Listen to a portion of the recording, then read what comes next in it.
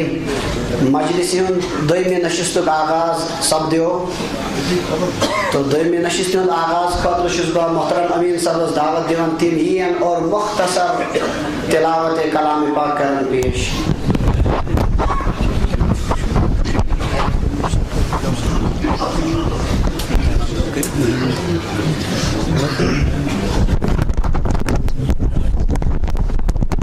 أعوذ بالله من الشيطان الرجيم بسم الله الرحمن الرحيم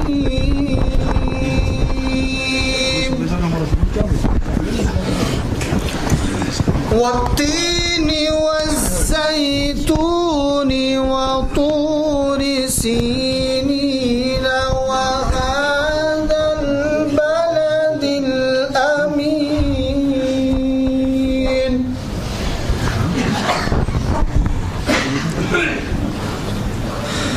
لقد خلقنا الإنسان في أحسن تقويم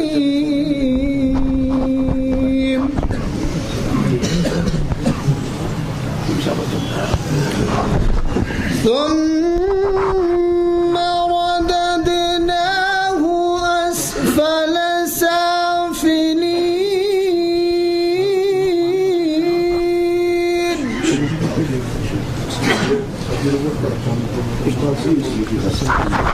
إلا الذين آمنوا وعملوا الصالحات فلهم أجر غير ممنون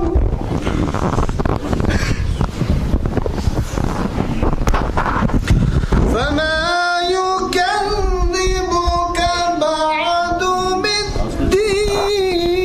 بالدين أليس الله بأحكم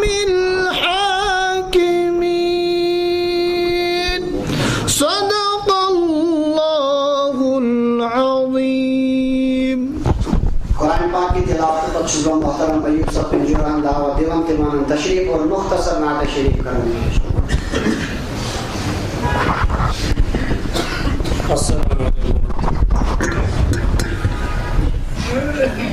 جہاں روزہ پاک خیر الورا ہے وہ جنت نہیں ہے تو پھر اور کیا ہے کہاں میں کہاں یہ مدینے کی گلیاں یہ قسمت نہیں ہے تو پھر اور کیا ہے محمد کی عظمت کو کیا پوچھتے ہو کہ وہ صاحب قبا قوسین ٹھہرے محمد کی عظمت کو کیا پوچھتے ہو کہ وہ صاحب قبا قوسین ٹھہرے نبی کی سر عرشی مہمان نوازی یہ عظمت نہیں ہے تو پھر اور کیا ہے نبی کی سر عرشی مہمان نوازی یہ عظمت نہیں ہے تو پھر اور کیا ہے جو عاشق کو کملی میں اپنی چھپا لے جو دشمن کو بھی زخم کھا کر دعا دے جو کو کملی میں اپنی چھپا لے، جو دشمن کو بھی زخم کھا کر دعا دے، اسے اور کیا نام دے گا زمانہ، وہ رحمت نہیں ہے تو پھر اور کیا ہے، اسے اور کیا نام دے گا زمانہ، وہ رحمت نہیں ہے تو پھر اور کیا ہے، جہاں روضہ پاک خیر الورا ہے، وہ جنت نہیں ہے تو پھر اور کیا ہے، کہاں میں کہاں وہ مدینے کی گلیاں، یہ قسمت نہیں ہے تو پھر اور کیا ہے۔ الحمد لله نحمده ونستعينه ونستغفره ونؤمن به ونتوكل عليه ونعوذ بالله من شرور أنفسنا ومن سيئات أعمالنا، من يهده الله فلا مضل له ومن يضلله فلا هادي له، ونشهد أن لا إله إلا الله وحده لا شريك له، ونشهد أن سيدنا وحبيبنا وشفيعنا ومولانا محمدا عبده ورسوله صلى الله تعالى عليه وعلى آله وأصحابه وأزواجه وذرياته وبارك وسلم تسليما كثيرا كثيرا، أما بعد فقد قال الله تبارك وتعالى في كتابه العظيم: والسابقون الأولون من المهاجرين والأنصار والذين اتبعوهم بإحسان رضي الله عنهم ورضوا عنه، وقال النبي صلى الله عليه وسلم: خير القرون قرني ثم الذين يلونهم ثم الذين يلونهم، وقال النبي صلى الله عليه وسلم: لو كان العلم بالثريا، وفي رواية لو كان الإيمان بالثريا لناله رجل من أهل فارس، أو كما قال عليه صلوات والتسليم. صدق الله مولانا العظيم وصدق رسوله النبي الكريم، ونحن على ذلك من الشاهدين والشاكرين، والحمد لله رب العالمين. يا رب صل وسلم دائما أبدا على حبيبك خير الخلق كلهم، مولاي صل وسلم دائما أبدا على حبيبك خير الخلق كلهم. میرے محترم مسلمان بھائیوں اور دوستو، آج اس عظیم شان مسجد کے اندر حضرت امام اعظم امام ابو حنیفہ رحمہ اللہ تعالیٰ کے نام نامی سے منسوب یہ پروگرام منعقد ہو رہا ہے. ممکن ہے ہم میں سے کسی بھائی کے ذہن میں یہ سوال آئے کہ ایک شخصیت کے نام پر اس پروگرام کرنے کی ضرورت کیوں پیش آ رہی ہے. تو اس کی بڑی تفصیلات ہیں، بہت اختصار کے ساتھ میں عرض کرتا ہوں کہ حضرات صحابہ کے بعد پوری ملت اسلامیہ اور تمام اسلامی علوم کو جتنا متاثر امام ابو حنیفہ رحمہ اللہ تعالیٰ نے کیا ہے اور کسی شخصیت نے نہیں کیا ہے. اس کی تفصیلات میں اس کا عرض نہیں کر سکتا. کاش تفصیلات کا موقع ہوتا تو سمجھایا جاتا کہ تمام محدثین کس طرح سے امام ابو حنیفہ رحمہ اللہ تعالیٰ کے شاگردوں کے شاگرد ہیں، اور اسلامی قانون کی تدوین میں امام ابو حنیفہ رحمہ اللہ تعالیٰ نے جو طریقہ اختیار کیا تھا اس کے اثرات پورے اسلام پر اور تمام مجتہدین پر اور اسلام کو آگے چلانے والی شخصیات پر کس طرح مرتب ہوا ہے، اس کی بڑی تفصیلات ہیں. بس مختصر اتنا ذہن میں رکھیں کہ صحابہ کرام کے بعد تابعین سے لے کر آج تک کے دور میں اتنا متاثر نہ کسی محدث نے، نہ کسی امام نے، نہ کسی ولی نے، نہ کسی اور شخصیت نے کیا ہے. سب سے زیادہ متاثر اسلامی علوم کو اور اسلامی شخصیات کو امام ابو حنیفہ رحمہ اللہ تعالیٰ نے متاثر کیا ہے. یہ دو امتیاز عام طور پر بڑے عجیب مانے جاتے ہیں جن کی طرف لوگوں کو توجہ نہیں ہوتی ہے، ان امتیازوں میں سے ایک عجیب امتیاز یہ ہے کہ حضرت خواجہ معین الدین اجمیری رحمہ اللہ تعالیٰ کا ایک کارنامہ ایسا ہے کہ صحابہ سے لے کر آج تک اور کسی کا وہ کارنامہ نہیں ہے، اور وہ یہ کہ جب وہ کفرستان میں پہنچے تھے تو 90 لاکھ آدمی نے ان کے ہاتھ پر اسلام قبول کیا تھا۔ ظاہر ہے صحابہ کرام سے لے کر کے آج تک کوئی شخصیت ایسی نہیں ہے جس کے ہاتھ پر 90 لاکھ انسان مسلمان ہوئے تھے۔ ممکن ہے اس میں مبالغہ ہو، ممکن ہے تعداد بہت بڑھا کر کے کہی جا رہی ہو، لیکن اس میں کوئی شک نہیں ہے کہ بر صغیر میں اسلام کی بنیاد خاص طور پر سینٹرل ہندوستان میں، وسطی ہندوستان اور اس کے بعد اس کے آس پاس کے علاقوں میں اسلام کی بنیاد حضرت خواجہ معین الدین اجمیری رحمہ اللہ تعالیٰ نے رکھی۔ تو صحابہ سے لے کر کے آج تک اس طرح کا کارنامہ اور کسی شخصیت سے صادر نہیں ہوا۔ بس ٹھیک اسی طرح سے امام ابو حنیفہ رحمہ اللہ تعالیٰ کی ذات اقدس ہے کہ ان کا ایک کارنامہ ایسا ہے کہ جو صحابہ کے بعد سے لے کر آج تک اور کسی شخصیت سے صادر نہیں ہوا ہے۔ جس دور میں ہم زندگی گزار رہے ہیں یہ دور ایک نئی کروٹ لے رہا ہے، اور وہ کروٹ بہت سارے لوگوں کو محسوس ہوتا ہے اور بہت سارے لوگوں کو محسوس ہی نہیں ہوتا۔ ایک طرف سے صورتحال یہ ہے کہ مسلمان اور مسلمانوں میں سے خاص طور پر مسلمانوں کے نوجوان اسلام سے مسلسل دور ہوتے جا رہے ہیں، اور یہ اتنی تیزی کے ساتھ ہو رہا ہے کہ خطرہ محسوس ہوتا ہے نہ جانے آگے کیا ہونے والا ہے۔ مثلا جب نوجوانوں کی حالت یہاں تک پہنچ جائے کہ بڑے فخر کے ساتھ مسلمان گھر کا پیدا ہونے والا نوجوان یہ کہتا ہے میں ایکس مسلم ہوں، میں آج کا مسلمان نہیں ہوں، اور یہ کسی دوسری دنیا میں نہیں، یہاں سری نگر شہر کے اندر ایسے نوجوان ہیں۔ تو ایک طرف سے مسلمان نوجوان دین سے دور ہوتے جا رہے ہیں، دوسری طرف سے عالمی سطح پر جتنی تیزی کے ساتھ لوگ اسلام کی طرف آ رہے ہیں دوسرے کسی مذہب کی طرف اتنی تیزی کے ساتھ نہیں جا رہے ہیں۔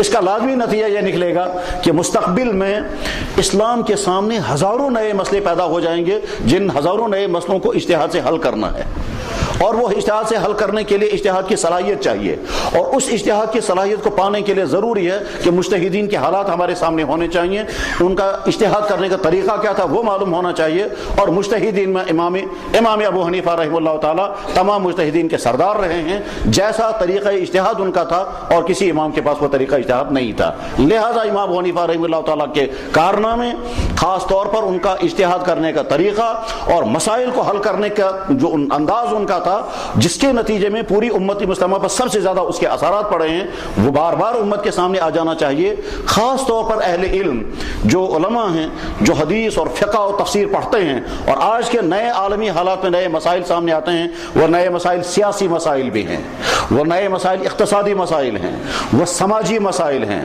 وہ طبی مسائل ہیں، وہ میڈیکل سائنس کے مسائل ہیں۔ ان تمام نئے مسائل کے متعلق ظاہر ہم یہ تو نہیں کہہ سکتے کہ اسلام ان کا کوئی حل پیش نہیں کر سکتا، اس لیے کہ اگر ہم یہ کہیں گے کہ اسلام کے بعد ان مسائل کا کوئی جواب نہیں، تو اس کے معنی یہ ہے کہ اسلام ناقص مذہب ہے۔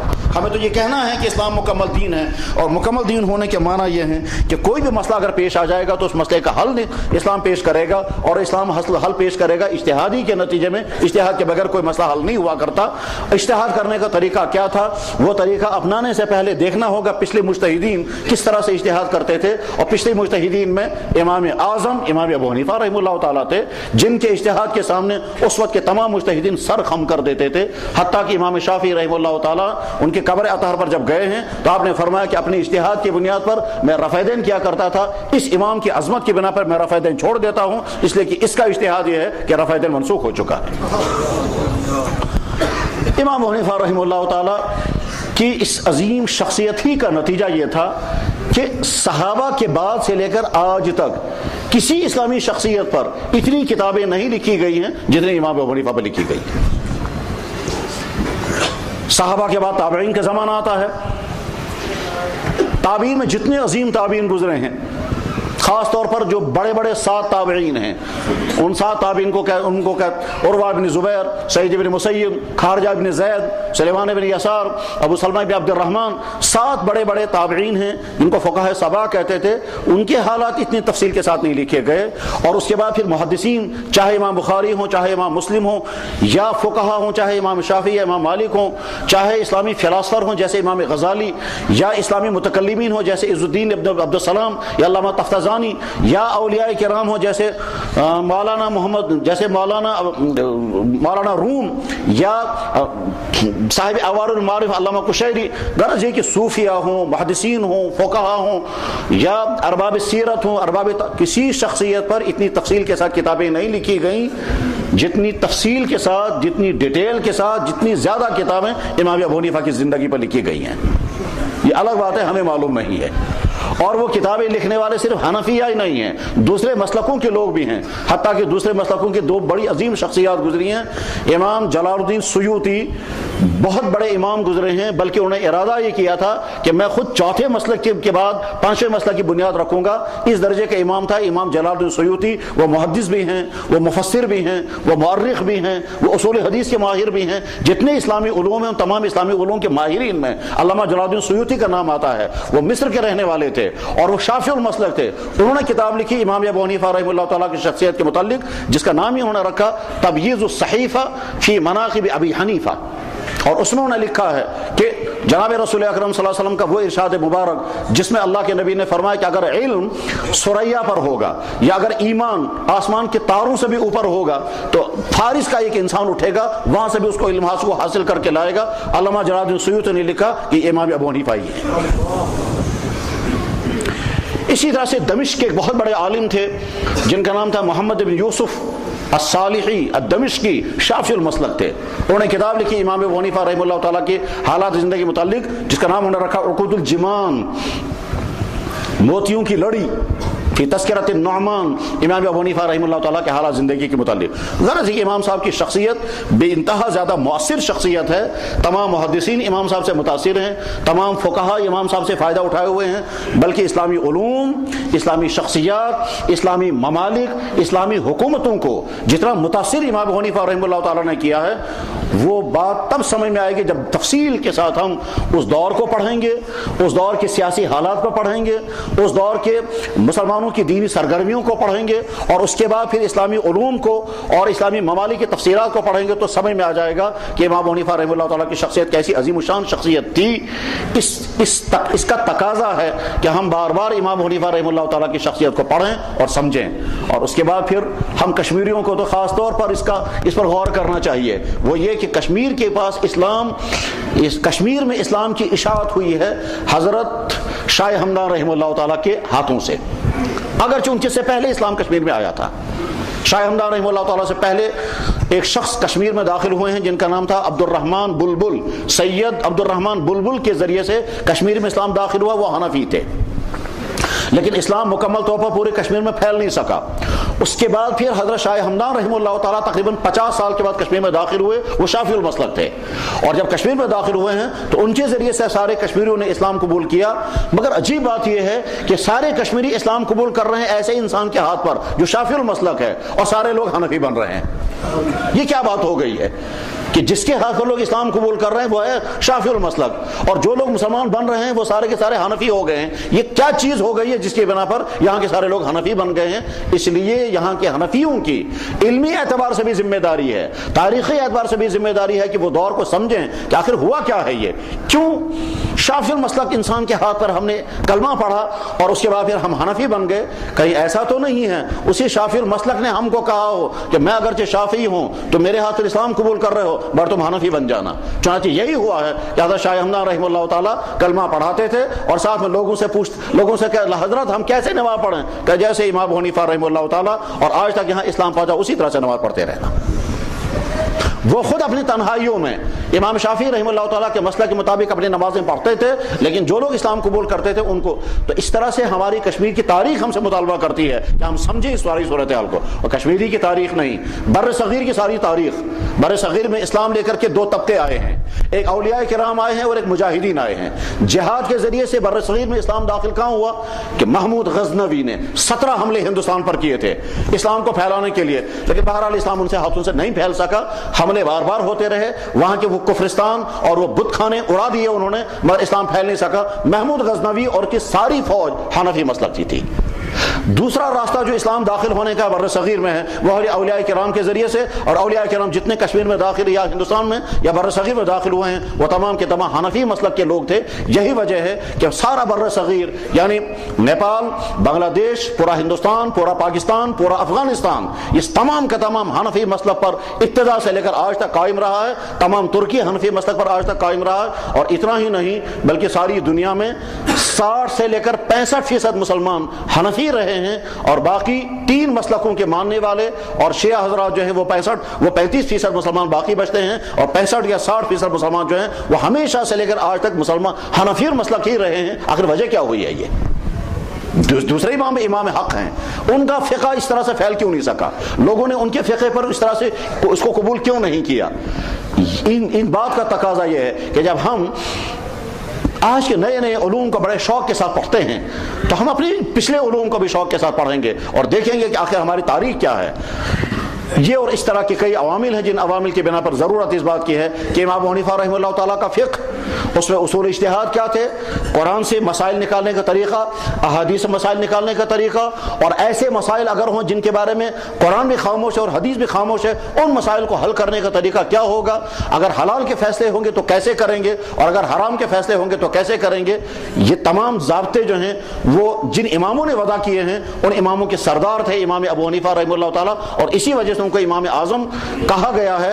امام اعظم کے مطلب فقہی دنیا میں سب سے بڑا امام اعظم ہے، جیسے حدیث کی دنیا میں سب سے بڑے امام بخاری رحمہ اللہ تعالیٰ ہیں، اسی طرح سے فقہی دنیا میں، قانونی دنیا میں، اسلام کی قانونی دنیا میں سب سے بڑی شخصیت امام ابو حنیفہ رحمہ اللہ تعالیٰ ہیں، لہذا ان کے حالات جاننا ضروری۔ اور اسی پر اکتفا نہیں، ہم کو تو آگے چل کر کے علماء کو تو ڈیوٹی ہے بہرحال یہ کہ امام شافعی رحمہ اللہ تعالیٰ کے حالات کو بھی سمجھیں اور ان کا طریقہ اجتہاد کیا تھا، امام مالک رحمہ اللہ تعالیٰ کے حالات کو سمجھیں، ان کا طریقہ اجتہاد کیا تھا، امام احمد بن حنبل کے طریقہ اجتہاد کو سمجھیں، ان کا حالات اور ان کا طریقہ کیا تھا، امام اوزاعی، لیث بن سعد، سفیان ثوری، عبداللہ بن مبارک، امام اسحاق بن راوے، یہ جتنی عظیم شخصیات اسلامی قانون میں گزری ہیں ان تمام، حتیٰ کہ بعد کی دنیا میں جیسے علامہ تقی الدین ابن دقیق العید، شیخ الاسلام علامہ ابن تیمیہ اور اس طرح کے تمام شخص، اور بعد میں حضرت شاہ ولی اللہ، اور اخیر میں ہمارے قریب کے زمانے میں علامہ انور شاہ صاحب رحمہ اللہ تعالیٰ، کس طرح سے مسائل کا اجتہاد کرتے تھے اور مسائل کو حل کرنے کی کوشش کرتے تھے۔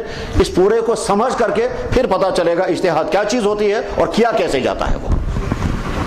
بہرحال اس وقت امام ابو حنیفہ رحمہ اللہ تعالیٰ کی ذات اقدس کے متعلق تھوڑی سی گفتگو ہوگی، بس یہ ایسے مان لیں آپ کہ ہم ان کی شخصیت کا صرف الف ب تک پہنچ سکیں گے، پورے تمام شخصیت کے تمام پہلوؤں کا ہم احاطہ کہاں کر سکیں گے۔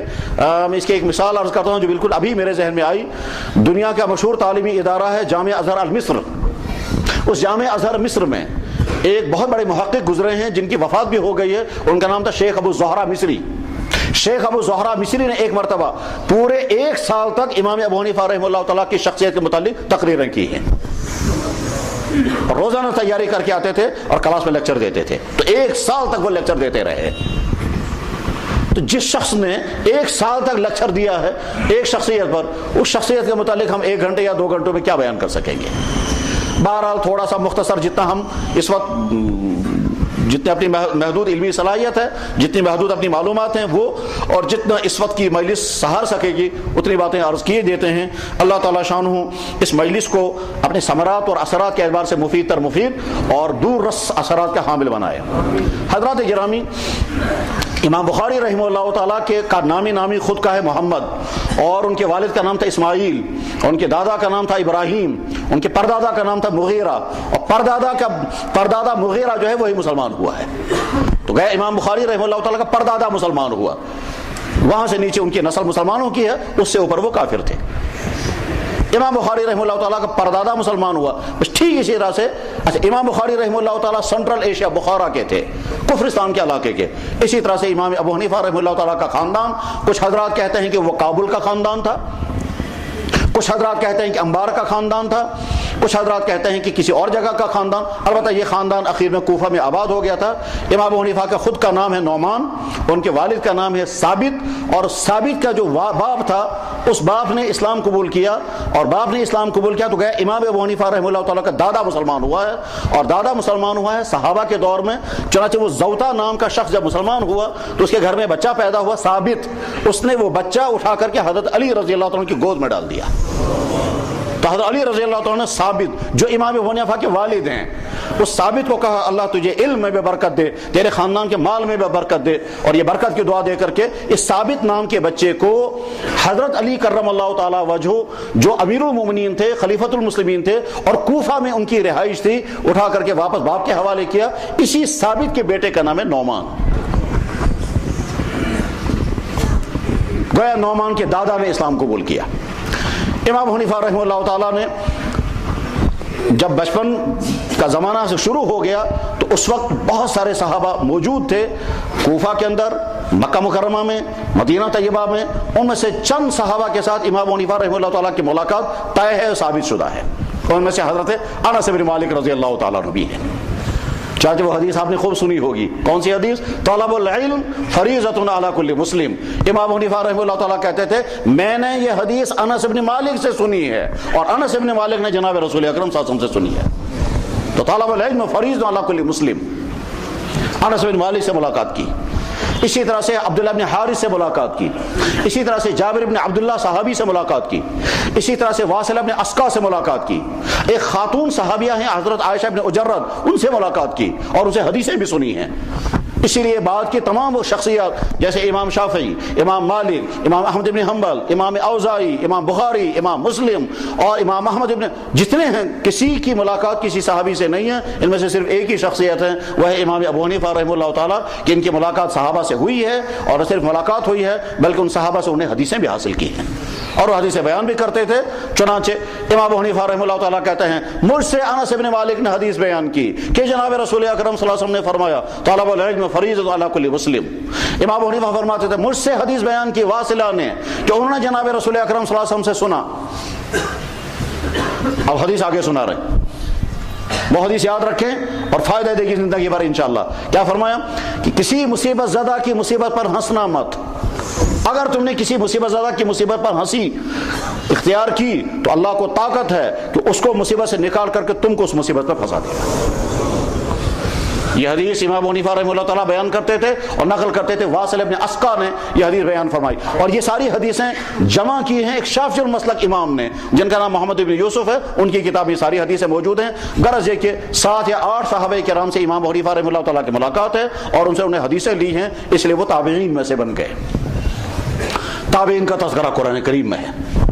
اللہ تعالیٰ شان ارشاد فرماتے ہیں والسابقون الاولون من المہاجرین والانصار والذین اتبعوہم باحسان، وہ لوگ کہ جنہوں نے صحابہ کرام کا اتباع کیا اور مکمل اور کامل انداز سے اتباع کیا ان کو تابعین کہتے ہیں۔ تو امام ابو حنیفہ رحمہ اللہ تعالیٰ تابعین میں سے ہیں اور خود جناب رسول اکرم صلی اللہ علیہ وسلم نے فرمایا سب سے بہترین زمانہ میرا ہے اور میرے بعد میرے صحابہ کا زمانہ اور اس کے بعد پھر تابعین کا زمانہ۔ خیر القرون قرنی، سب سے بہترین عہد، سب سے بہترین زمانہ میرا ہے۔ ثم الذین یلونہم، اس کے بعد پھر اس سے متصل جو زمانہ ہوگا وہ سب سے بہترین ہے اور اس کے بعد جو متصل زمانہ وہ سب سے بہترین ہے۔ تو اس بہترین زمانے میں امام ابو حنیفہ رحمہ اللہ تعالیٰ بھی ہوئے۔ امام حنیفہ رحمہ اللہ تعالیٰ کی زندگی میں کچھ پہلو ایسے ہیں کہ جو دوسری شخصیات میں نہیں ہیں۔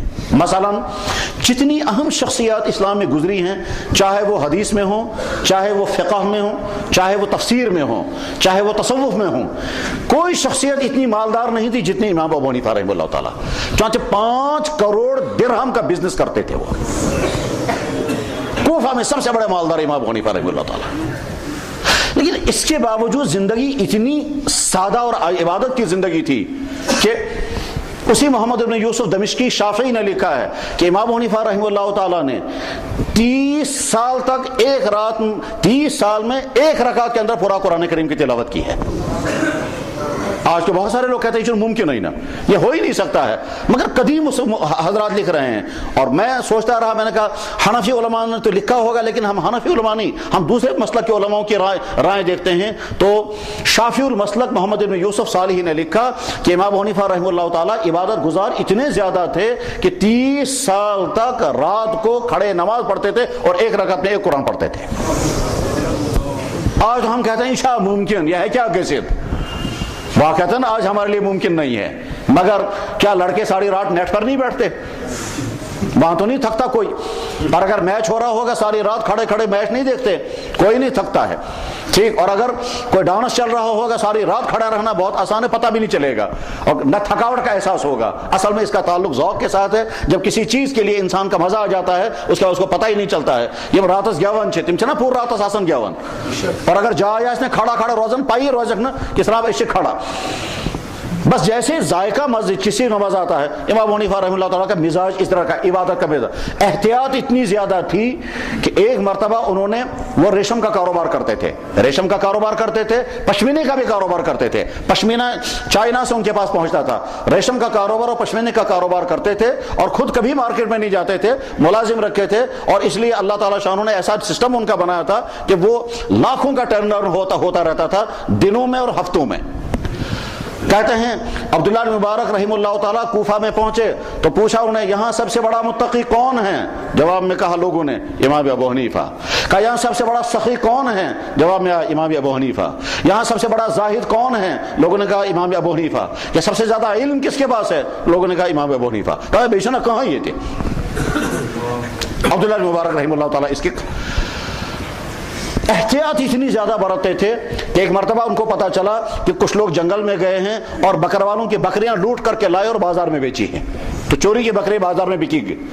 امام حنیفہ رحمہ اللہ تعالیٰ نے فرمایا آج کے بعد بکری کا گوشت میں اپنے پر بند کر دیتا ہوں, اس لیے کہ ہو سکتا ہے وہ بکری کا گوشت وہ چوری والی بکری ہوگی اور میرے پیٹ میں چوری والی بکری کا گوشت چلا جائے گا, میرا تقویٰ ختم ہو جائے گا. پھر ماہر قصائیوں سے پوچھا کہ بکری زیادہ زیادہ کتنے دنوں تک زندہ رہتی ہے؟ انہوں نے کہا جی زیادہ زیادہ 6-7 سال تک. 7 سال تک امام ابو حنیفہ نے گوشت نہیں کھایا, اسی جذبے سے کہ ایسا نہ ہو آج وہ بکری ذبح ہو جائے, ایسا نہ ہو آج وہ بکری ذبح ہو جائے اور میرے گھر میں پہنچ جائے. احتیاط کا عالم یہ تھا. اور یہ احتیاط انہوں نے کہاں سے لی تھی؟ احادیث سے. کہ جناب رسول اکرم صلی اللہ علیہ وسلم آپ علیہ السلام کا ایک معمول یہ تھا, کبھی آپ کوئی بات ارشاد فرماتے تھے ساتھ میں کہتے تھے احتیاط اس میں ہے. اور امام بخاری رحمہ اللہ تعالیٰ نے بخاری شریف میں پورا چپٹر لگایا اسی بات کے لیے کہ احتیاط کس چیز کو کہتے ہیں. اور کبھی مسئلہ کچھ اور ہوتا ہے, احتیاط کچھ اور ہوتی ہے. ہم کو شک ہے ہمارے کپڑے میں چھینٹیں آ گئی, ٹھیک, شک ہے, شک کی بنا پر کپڑے کو ناپاک نہیں کہہ سکتے, لیکن احتیاط کا تقاضا یہ ہے کہ آپ کپڑے کو دھو لیں. ایک جگہ مجھے خود ہی جب یہ سوچنا چاہتا ہے احتیاط کیسے سمجھ میں آئے گی, تو میں مکہ مکرمہ میں تھا, میرے موبائل کے اندر 100 ریال کسی نے ڈال دیا. اب یہ سمجھ میں نہیں آ لگا یہ کسی دوست نے ڈالے ہیں 100 ریال یا کسی نے اپنے موبائل میں ڈالے تھے وہ اس پہ چلے آئے ہیں, کچھ پتہ نہیں چلنے لگا. اب جب پتہ ہی نہیں چلنے لگا تو یہ بھی امکان ہے کہ کسی دوست نے ڈالے ہوں گے اور یہ بھی امکان ہے کہ کسی نے اپنے میں ڈالے ہوں گے اور اس میں چلے آئے. اب احتیاط کا تقاضا کیا ہے؟ احتیاط کا تقاضا یہ ہے کہ ہم یہ مان کر کے چلیں کہ صاحب یہ ہمارے نہیں ہیں, چنانچہ یہ 100 ریال جو ہیں وہ واپس صدقہ کرنے ضروری ہیں. احتیاط کا تقاضا یہ ہے. تو امام حنیفہ رحمہ اللہ تعالیٰ کی خود کی احتیاط کا عالم یہ تھا اور وہ احادیث سے ماخوذ تھے. ذہانت اتنی زیادہ اللہ تعالیٰ شاہ نے عطا کی ہے کہ بڑے عجیب عجیب واقعات ان کی ذہانت کے ہیں اور ان کی تفصیلات تو اس وقت ظاہر بیان نہیں کی جا سکتی ہیں. مجھے کچھ دوسری باتیں سمجھانی ہیں جن باتوں کے سمجھنے سے انشاءاللہ علمی فائدہ ہوگا. ذہانت کے عجیب واقعات, سخاوت کے عجیب واقعات, عبادت کے عجیب واقعات. 55 حج جس شخص نے کیے ہوں, یعنی بالغ ہونے کے بعد ہر سال حج کرنے کے لیے ضرور جاتے تھے اور حج کرنے کے لیے جاتے تھے تو کبھی خانہ کعبہ کے اندر داخل ہو کر کے پوری رات کھڑے ہو کر کے نماز پڑھتے, پھر کہتے یا اللہ میں کچھ نہیں چاہتا صرف مجھے مغفرت کر دیجیے. احتیاط کا یہ عالم ہے کہ مدینہ طیبہ جب پہنچے کھانا پینا بند, نہ پانی ہے نہ کھانا ہے. اب کمزوری تاخیر ہو, کہا میں کچھ نہیں کھاؤں گا. کیوں نہیں کھاؤں گا؟ کھاؤں گا تو پاخانے کی ضرورت پڑے گی, پانی پیوں گا تو پیشاب کی ضرورت پڑے گی اور میں مدینے کی سرزمین میں پیشاب نہیں کرنا چاہتا. چنانچہ جب 3-4 دن ہو گئے تو پیشاب کا تقاضا تو آیا, چاہے 2-3 قطرے کیوں نہ صحیح. تو جب ارادہ کیا واپس جانے کا تو لوگوں نے کہا حضرات بڑی مدتوں کے بعد آپ تشریف لائے ہیں تو آپ کہاں اتنی جلدی جائیں گے, اب یہ قیام کریں. نہیں مجھے مجبوری ہے کچھ. نہیں حضرت کیا مجبوری ہے, ہمیں بتائیں, ہم وہ مجبوری دور کر. غرض یہ کہ ہفتہ ہو گیا, ہفتے کے بعد کہا صاحب مجھ سے برداشت نہیں ہوتا, اب میں نکل جاؤں گا. لوگوں نے پھر اصرار کیا, کہا اچھا ٹھیک ہے اور رکتا ہوں. چنانچہ 10واں دن تھا اور 10ویں دن کے بعد پھر برداشت نہیں ہو سکا, کہنے کے بعد مجھے اجازت دے دو میں نکل جاتا ہوں. لوگوں نے پوچھا کیا پریشانی ہے آپ کو؟ کہا جب سے میں مدینے کی سرزمین میں داخل ہوا ہوں میں نے پیشاب نہیں کیا. یہ کوئی شرعی حکم تو نہیں ہے مگر میرا دل نہیں آمادہ کرتا تھا کہ اس سرزمین پر, جس سرزمین پر اللہ کے نبی کے پاؤں پڑے ہوں, اس سرزمین پہ میرا پیشاب گرے گا. یہ کوئی شرعی حکم تو نہیں ہے. سارے لوگ حج کرنے کے لیے جاتے ہیں, مدینہ طیبہ پہنچتے ہیں, وہاں سارے لوگ پیشاب پاخانہ کی ضرورتیں پوری کرتے ہیں. اللہ کے نبی نے کبھی ایسا حکم نہیں دیا. صحابہ وہیں رہتے تھے, وہاں بھیڑ بکریاں بھی تھیں, اونٹ بھی رہتے تھے, وہ پیشاب پاخانہ بھی کرتے تھے. لیکن عشق کی دنیا الگ دنیا ہے, محبتوں کی دنیا الگ دنیا ہے, اس میں یہ قانون نافذ نہیں ہوا کرتا. بہرحال امام حنیفہ کی زندگی کے عجیب عجیب پہلو, ان کا سب سے بڑا کارنامہ جو ہے وہ ہے اسلامی علوم میں اجتہاد. یہ اجتہاد اتنا بڑا مسئلہ ہے کہ جناب رسول اکرم صلی اللہ علیہ وسلم نے سارا دین صحابہ کے حوالے کیا. دین نام دو چیزوں کا, قرآن اور حدیث. اب صحابہ کے حوالہ دین ہو گیا. صحابہ کرام کو بیک وقت کئی کام کرنے تھے. ایک طرف سے ان کو قرآن محفوظ رکھنا ہے, ایک طرف سے اللہ کے نبی کی ارشادات یعنی احادیث محفوظ رکھنی ہے, دوسری طرف سے اس دین کو ملکوں تک پہنچانا ہے. یہ تینوں کام صحابہ کرام نے کیے اپنے عہد میں. چاہے صحابہ کے دور میں اسلام داخل ہوا ایران میں, اسلام داخل ہوا سارے عراق میں, اسلام داخل ہوا ملک شام میں, فلسطین میں, اردن میں, تمام نارتھ افریقہ کے ملکوں سے اسلام پہنچا, حتیٰ کہ مراکش تک پہنچا. اور ادھر سے اسلام سینٹرل ایشیا میں پورے بخارا, سمرقند, ماوراء النہر, ان پورے علاقوں میں اسلام صحابہ کرام کے دور میں پہنچا. صحابہ کرام کے بعد اگلا دور جب شروع ہو گیا تو یہ اگلا دور تھا دوسری قومیں اسلام میں داخل ہو چکی تھیں. ان دوسری قوموں کے ملنے کی وجہ سے طرح طرح کے نئے مسائل پیدا ہو گئے تھے. ان نئے مسائل کو اب اجتہاد سے حل کرنا تھا. تو قرآن تو ہے موجود, احادیث بھی سامنے موجود ہیں, اب ان طرح طرح کے نئے مسائل کو حل کرنا ہے. وہ نئے مسائل سیاسی مسائل بھی تھے. وہ سیاسی مسائل کیسے تھے کہ زبردستی حکومت پر قبضہ کیا تھا بنو امیہ کے خلفاء نے, اور بنو امیہ کے خلفاء بہت زیادہ ظلم کرتے تھے, اس لیے سیاسی نئے مسائل پیدا ہو گئے تھے. ان کی حکومت اسلامی حکومت ہے یا نہیں, اس اسلامی حکومت اگر یہ نہیں ہے ان کے خلاف بغاوت کرنے کی اجازت ہے یا نہیں, ان کو گرانے کا حق ہے یا نہیں, ان کے خلاف لڑنے کی اجازت دی جا سکتی ہے یا نہیں, دوسری قوموں کے ساتھ ہمارے تعلقات کیا ہوں گے, وہ دوسری قومیں بعض خطرناک قسم کے کافر ہیں. غرض یہ کہ سیاسی مسائل بھی تھے, اقتصادی نئے مسائل پیدا ہو گئے تھے, اور دوسری قوموں کے ساتھ چونکہ ملنا جلنا ہو گیا اس کے بنا پر سماجی مسائل یہ پیدا ہو گئے, تو لہٰذا اجتہاد کی ضرورت پیش آ گئی. اس اجتہاد کا قدم سب سے پہلے امام ابو حنیفہ رحمہ اللہ تعالیٰ نے اٹھایا, اور اس اجتہاد کو انجام دینے کے لیے سب سے پہلے شریعت کی نئی ترتیب لگائی, اور وہ نئی ترتیب امام ابو حنیفہ نے لگائی ہے. اور نہ جناب رسول اکرم صلی اللہ علیہ وسلم نے اپنے زمانے میں شریعت کی وہ ترتیب لگائی تھی, نہ کسی صحابی نے لگائی. وہ ترتیب سب سے پہلے امام ابو حنیفہ رحمہ اللہ تعالیٰ نے لگائی. اور وہ ترتیب کیا ہے کہ صاحب ہم دین بیان جب کریں گے تو سب سے پہلے کتاب الطہارت بیان کریں گے, اس کے بعد صلاۃ کے مسائل بیان کریں گے, پھر زکوٰۃ کے مسائل بیان کریں گے, پھر روزوں کے مسائل, پھر حج کے مسائل, پھر نکاح کے مسائل, اور اخیر میں وراثت کے مسائل بیان کریں گے. یہ ترتیب امام ابو حنیفہ رحمہ اللہ تعالیٰ کی لگائی ہوئی ہے, ورنہ اللہ کے نبی علیہ السلام نے یہ ترتیب نہیں بیان فرمائی اور صحابہ نے. اور بعد میں یہ ترتیب اتنی مقبول ہوئی کہ تمام محدثین کتابیں لکھتے ہیں تو اسی ترتیب پر, اور تمام فقہا کتابیں لکھتے ہیں تو اسی ترتیب پر ترتیب لگائی امام ابو حنیفہ رحمہ اللہ تعالیٰ نے. چنانچہ علامہ جلال الدین السیوطی نے کہا کہ سب سے پہلے جس نے شریعت کو مرتب کیا ہے وہ امام ابو حنیفہ ہے. اول من ضمن اسلام فهو ابو حنیفہ. جب ہم محدثین جب حدیث کی کتاب لکھتے ہیں تو ان میں سے ایک قسم کی ہوتی ہے, اس کو کہتے ہیں سنن. جیسے ترمذی وہ سنن ہے, بخاری شریف سنن نہیں ہے, مسلم شریف سنن نہیں ہے, وہ جامع ہیں. ترمذی شریف سنن میں آتی ہے. اسی طرح سے ابو داؤد شریف سنن میں, سنن ابو داؤد, سنن ترمذی, سنن نسائی, سنن دارقطنی, سنن بیہقی. سنن کہتے ہیں وہ کتاب جو فقہی ترتیب کے مطابق جمع کی جائے, اور فقہی ترتیب لگائی ہے امام ابو حنیفہ رحمہ اللہ تعالیٰ. اس لیے میں نے شروع میں کہا تھا جتنا اثر ڈالا ہے اسلامی علوم پر امام ابو حنیفہ رحمہ اللہ تعالیٰ نے اتنا اثر اور کسی نے نہیں ڈالا ہے, یہی وہ اثر ہے. اس کے بعد پھر فقہا, جب بھی کوئی فقہی کتاب ہوگی سب سے پہلے مسئلہ کیا آئے گا, وضو کا مسئلہ, طہارت کے مسائل, پھر غسل کے مسائل, پھر نماز کے مسائل. یہ ترتیب جناب رسول اکرم صلی اللہ علیہ وسلم نے نہیں, حضرات صحابہ کرام نے نہیں, کیونکہ اس دور میں اجتہاد کی ضرورت ہی پیش نہیں آئی تھی. اگلا دور جب آیا ہے تب. اور اس کے بعد پھر اگلا جو بہت اہم مسئلہ تھا, وہ اہم مسئلہ یہ تھا کہ شریعت کے احکام کی کلاسیفیکیشن کرنی ہے, شریعت کے احکام کی درجہ بندی کرنی ہے. اس درجہ بندی کا مطلب یہ ہے شریعت کا ایک حکم یہ ہے, یہ فرض کے درجے میں ہے یا واجب کے درجے میں, یہ سنت کے درجے میں ہے یا مستحب کے درجے میں, یا صرف جائز ہے. اور شریعت کا یہ حکم منع ہے, یہ منع کس درجے کا ہے, یہ حرام کے درجے کا ہے یا تھوڑا کم درجے کا حرام ہے, یا بہت ہی کم درجے کا ہے. یہ درجے بندی کون کرے گا؟ اللہ کے نبی علیہ السلام نے کوئی درجہ بندی نہیں کی تھی, اور نہ آپ نے کلاسیفیکیشن کی تھی. امام ابو حنیفہ رحمہ اللہ تعالیٰ پہلا شخص ہے جس نے شریعت کے احکام کی درجہ بندی کی ہے. اس لیے ہم کہتے ہیں نماز میں اتنے فرائض ہیں, نماز میں اتنے واجبات ہیں, نماز میں اتنی سنتیں ہیں, وضو میں کتنے فرض ہیں. ایک امام کہتا ہے 4 فرض ہیں, دوسرا امام کہتا ہے یہ 5 فرض ہیں, ایک امام کہتا ہے 6 فرض ہیں. وضو میں کتنی سنتیں ہیں, ایک امام کہتا ہے 12 سنتیں ہیں, دوسرا امام کہتا ہے 11 سنتیں ہیں. یہ کلاسیفیکیشن کس نے کی ہے؟ یہ امام ابو حنیفہ رحمہ اللہ تعالیٰ تھے. اور بعد میں کلاسیفیکیشن کو قبول کیا دوسرے تمام امت نے, اور اس کے لیے باقاعدہ ایک علم وضع کیا کہ اس کو کہتے ہیں علم اصول فقہ.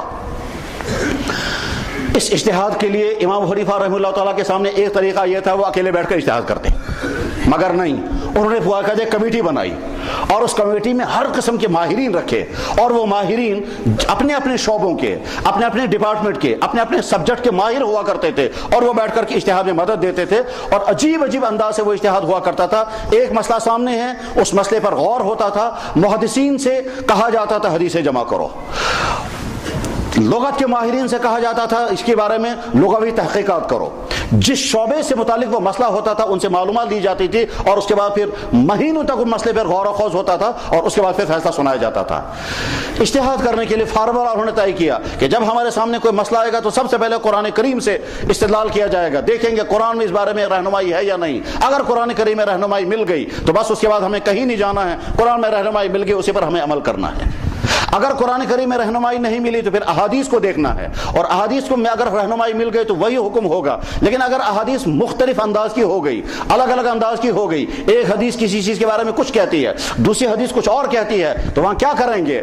بعض فقہا نے کہا کہ ایک کام کریں گے, ہم ایک حدیث کو لیں گے, باقی حدیثوں کو چھوڑ دیں گے. امام ابو حنیفہ رحمہ اللہ تعالیٰ نے بہت غور کیا, اور بہت غور کرنے کے بعد کہا ہم یہ طریقہ کیوں اختیار کریں گے, ایک حدیث کو لیں گے باقی حدیثوں کو چھوڑ دیں گے؟ نہیں, ہم کوشش کریں گے ساری حدیثوں پر عمل کریں گے. کیسے سارے حدیث پر عمل کریں گے؟ تو وہ مثال مثلا دکھا. ایک حدیث میں ہے کہ اللہ کے نبی علیہ السلام نے جب نماز میں ہاتھ باندھتے تھے تو ہتھیلی کو ہتھیلی کے اوپر رکھتے تھے. ایک حدیث میں ہے کہ اللہ کے نبی علیہ السلام جب نماز پڑھتے تھے تو اپنے گٹے کو پکڑتے تھے, ہچ سے تھاپ کرا ہچ. اور بعضی احادیث میں ہے کہ اپنا ہاتھ اپنے ہاتھ کے اوپر رکھتے تھے, ہاتھ اس کو کہتے ہیں.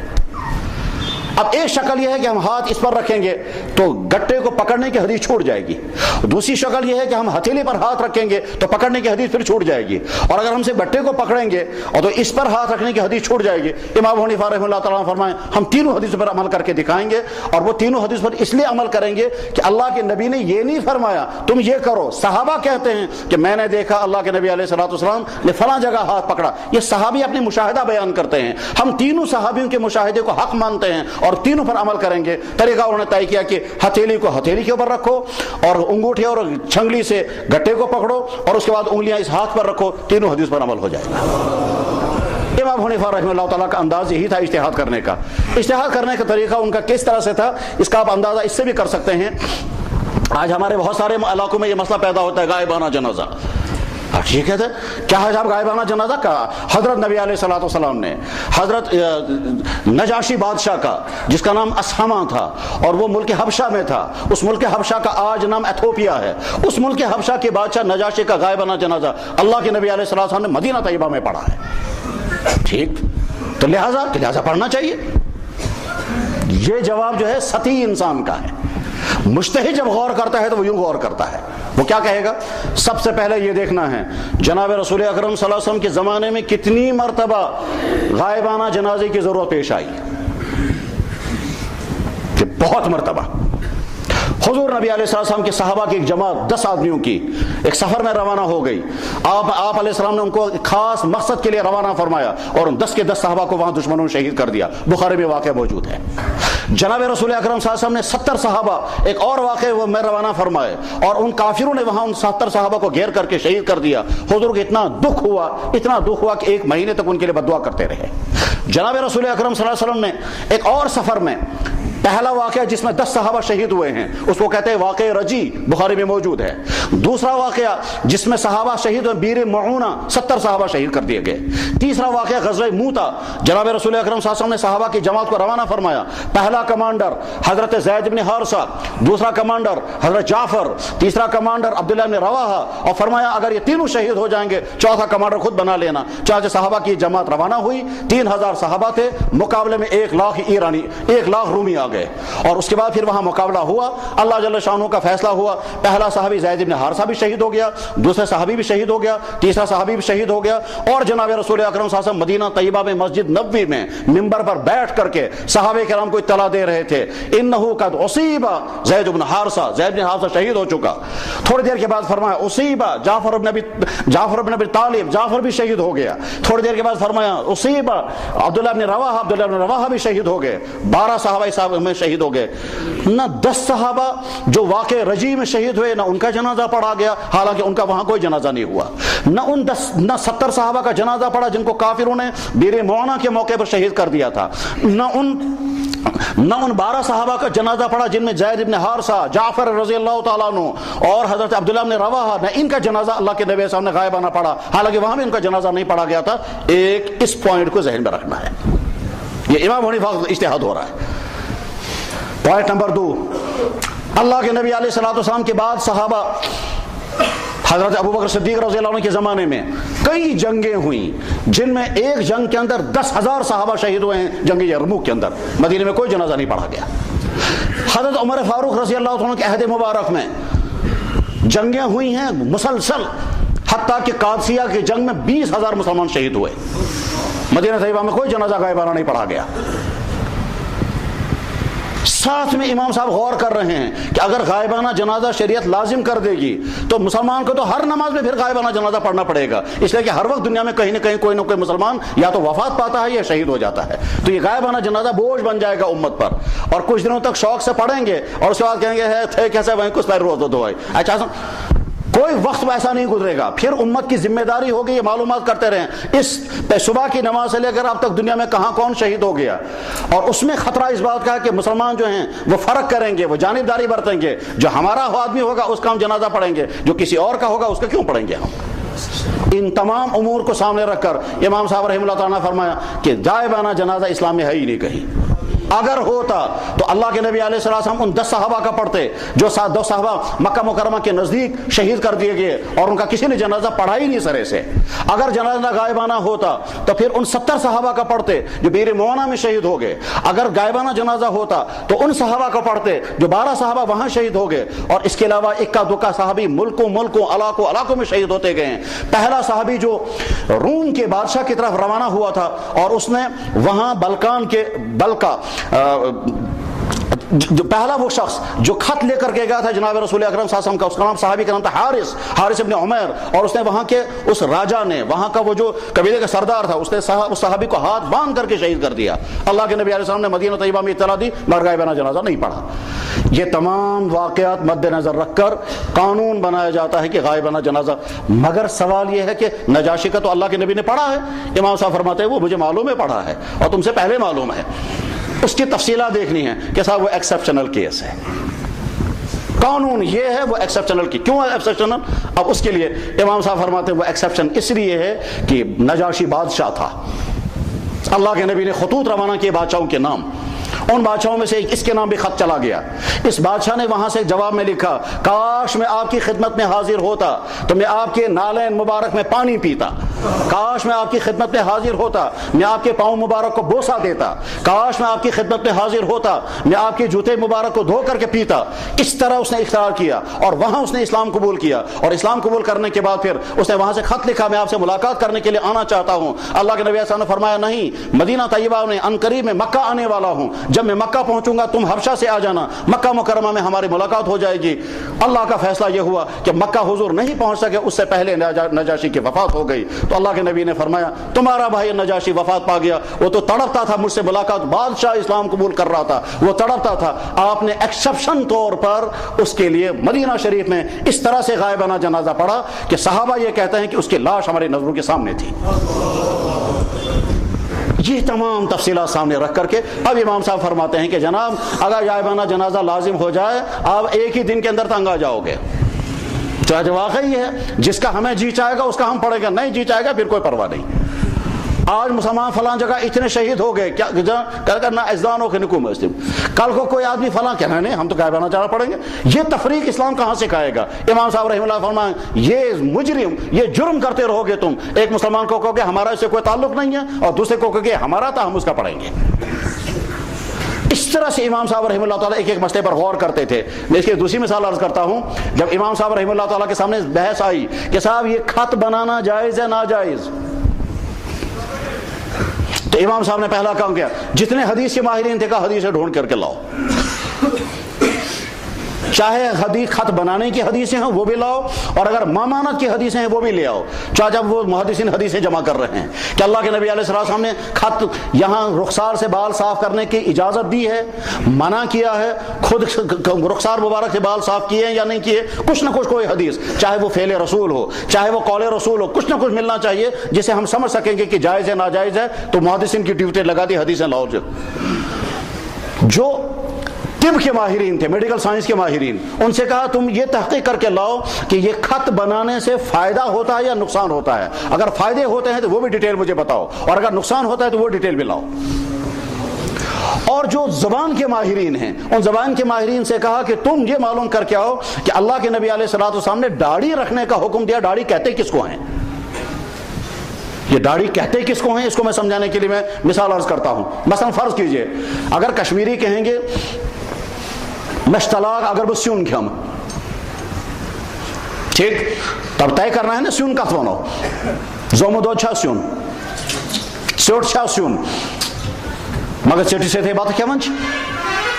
اگر کسی شخص نے اپنے گھر میں گاجر، مولی، زیور، سبز زیور، کرہن زیور، زومو دود، یہ سوری رلو بنیو چوٹ، اس میں وٹامن زیادہ ہیں، یا وہ جو کشمیری ہاک ہوتا ہے اس میں وٹامن زیادہ ہے، اس چوٹ میں وٹامن زیادہ ہیں، مگر ہوت ونو سیون یا ونو چوٹ.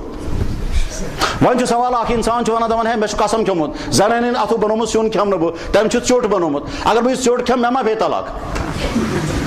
اتھ چھُنہ فٲصلہٕ کرُن، اس کو فیصلہ کرنا ہے کہ صاحب سیون کت بنو. تو پرانے کشمیری ماہرین سے پوچھتے ہیں تو ون تو یار سیون کا کیا گو، ان کا تو اب ہو سکتا ہے کہیں گے جناب ایسا نہ سمجھی یہ ون یہ سیون کے نہ سیون، یہ گو من بڑن بڑن کہیں پرسن تمہیں ہیک نہیں بنے سیون کیا گو. صحیح ہے، اس کو کہتے ہیں زبان کو سمجھنا.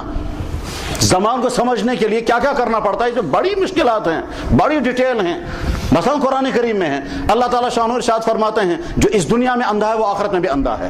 جس اون چھس اگر ون خدا میں کیا قصور کورمت چھو، بس یا دنیا میں اون تو ہوتی چھم ونن اون من کان فی ہادی اعما فی الاخرۃ اعما، جو اس دنیا میں اندھا ہے وہ آخرت میں بھی اندھا ہے. تو اس زبان کا مطلب سمجھنا ہے نا، تو جواب یہ ہے، اس کا آیت کا ترجمہ یہ ہے جو اس دنیا میں ہدایت سے محروم رہا وہ آخرت کے اندر اللہ کی رحمت سے محروم ہو جائے گا.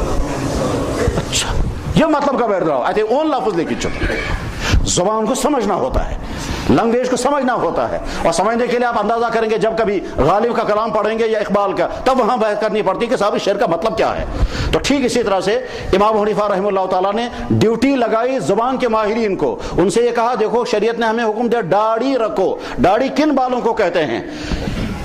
یہ بھی بال ہیں، کیا بنا اصلا بوم، یہ آنکھوں کے اوپر بھی بال، اس کا نام بوم نہیں ہے، اس کا نام اچھر بال ہے. اب یہ جو داڑھی کے بال، داڑھی کس بال کو کہتے ہیں؟ گلے کے اوپر جو بال ہے اس کو بھی داڑھی کہیں گے، گردن کے اوپر جو بال ہیں اس کو داڑھی کہیں گے، رخسار کے اوپر جو بال آئیں گے ان کو داڑھی کہیں گے. تو معلوم کر کے لاؤ.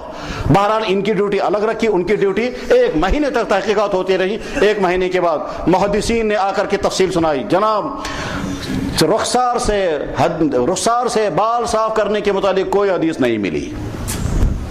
اللہ کے نبی علیہ السلام نے رخسار سے بال صاف نہیں کیے، لیکن اللہ کے نبی علیہ السلام نے رخسار سے بال صاف کرنے کی ممانعت بھی نہیں فرمائی، تو منع بھی نہیں کیا ہے اور اجازت بھی نہیں ہے.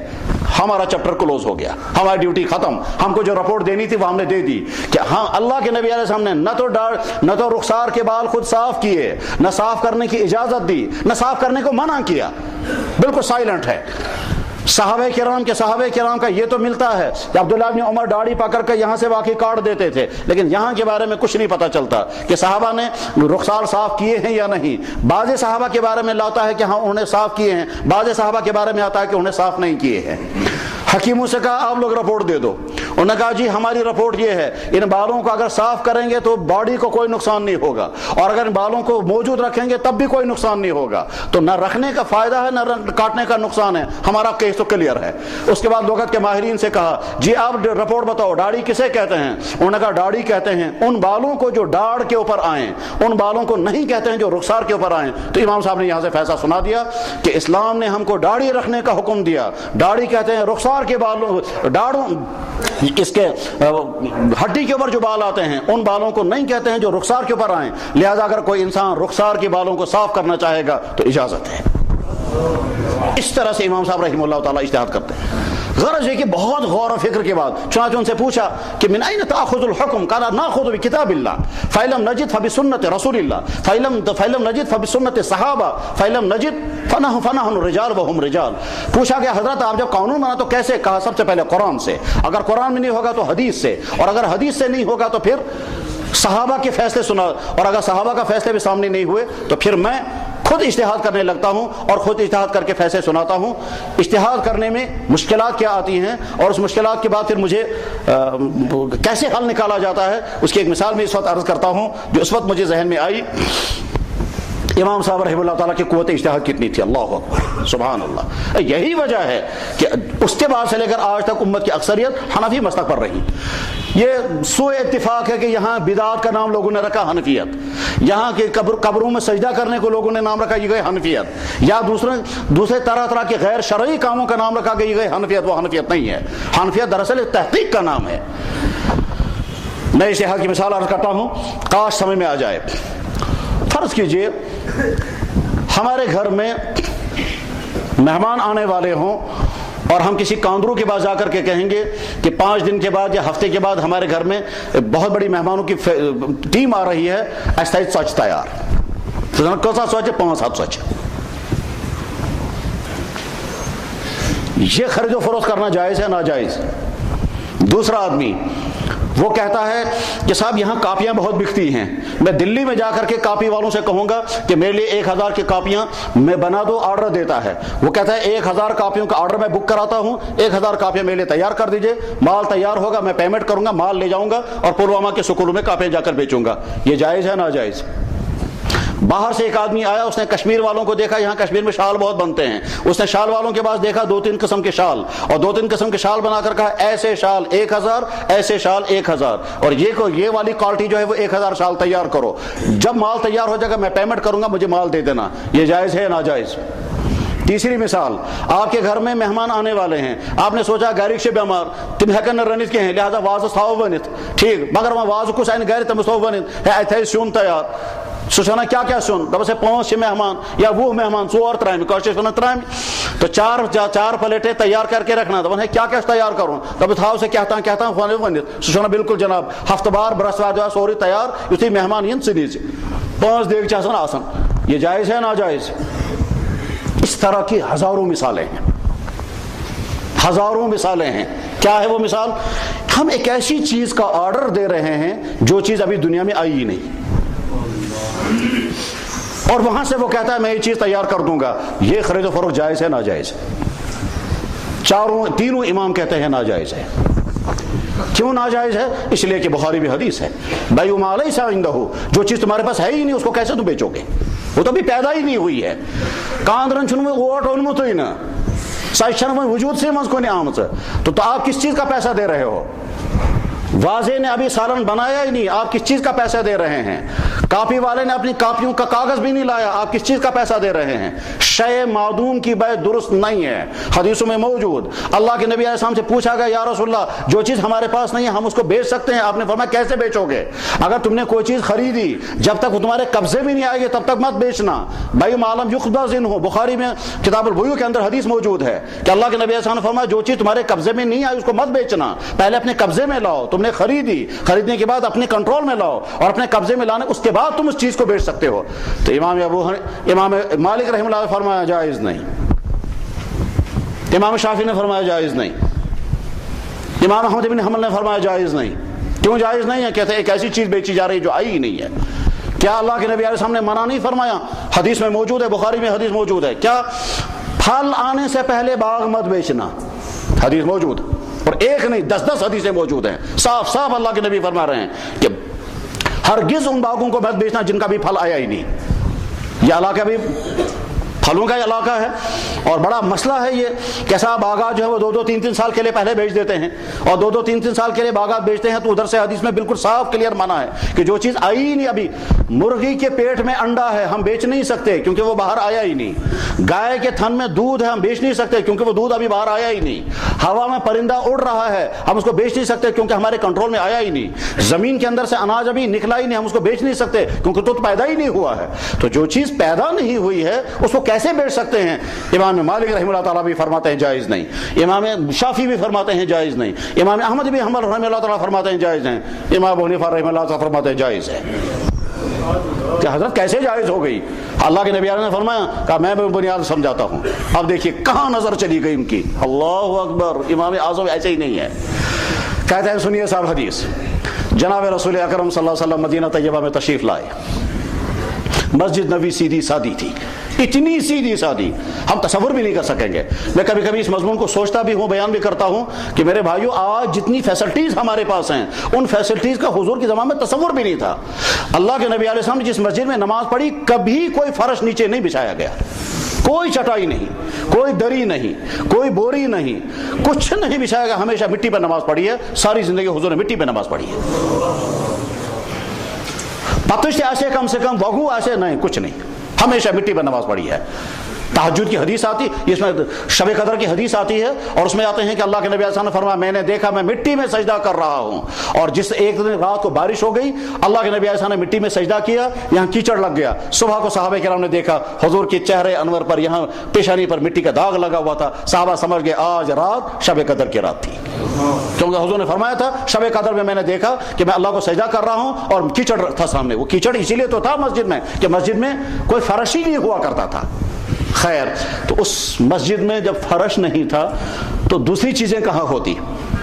ممبر بھی نہیں تھا، اس لیے اللہ کے نبی علیہ السلام نے وہاں ایک مونڈ اسو کھڑا کرمت سودے کھجور کلک مونڈ، وہ مونڈ کھڑا کیا گیا تھا، اسی کے ساتھ ٹیک لگا کر اللہ کے نبی علیہ السلام خطبہ ارشاد فرماتے تھے بالکل اتنا کن تھمس سے کا انسان کھڑا پدی خطبہ، تو تھمس سے اگر کا انسان کھڑا گئے یا اللہ بھی کن کھڑا گئے، بس ٹھیک اسی طرح سے اللہ کے نبی علیہ السلام اس لکڑی کے ستون کے ساتھ کھڑے ہوا کرتے تھے اور خطبہ ارشاد فرمایا کرتے تھے۔ مسئلہ کیا سمجھ رہے ہیں اس کو ذہن میں رکھیں گے۔ ایک خاتون اس نے اطلاع بھیجی حضرت کچھ اچھا نہیں لگتا ہے کہ آپ کھڑے کھڑے خطبہ دیتے ہیں، آپ مجھے اجازت دے دیں میں آپ کے لیے ممبر تیار کراؤں گی۔ اللہ کے نبی ایسا نہ منع کر دیا، نہیں، واللہ عالم کیا مسئلہ تھی کیوں آپ نے منع کر دیا۔ کچھ دنوں کے بعد جناب رسول اکرم صلی اللہ علیہ وسلم نے یہیں سے اطلاع بھیجی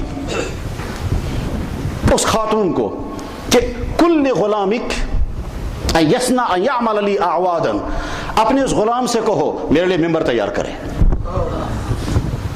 چنانچہ وہ غلام طرفہ الغابہ میں گیا، طرفہ الغابہ مدینہ طیبہ سے 20-25 کلومیٹر دور ایک فاصلے پر ہے، آج بھی وہاں جنگل ہے، اور ایک مرتبہ ہم لوگ وہاں گئے، عجیب کیفیت محسوس ہوئی، یہ سوچتے رہے کہ اسی جنگل کے کسی درخت سے وہ لکڑیاں کاٹی گئی ہوں گی، آج بھی وہ درخت وہاں موجود ہیں۔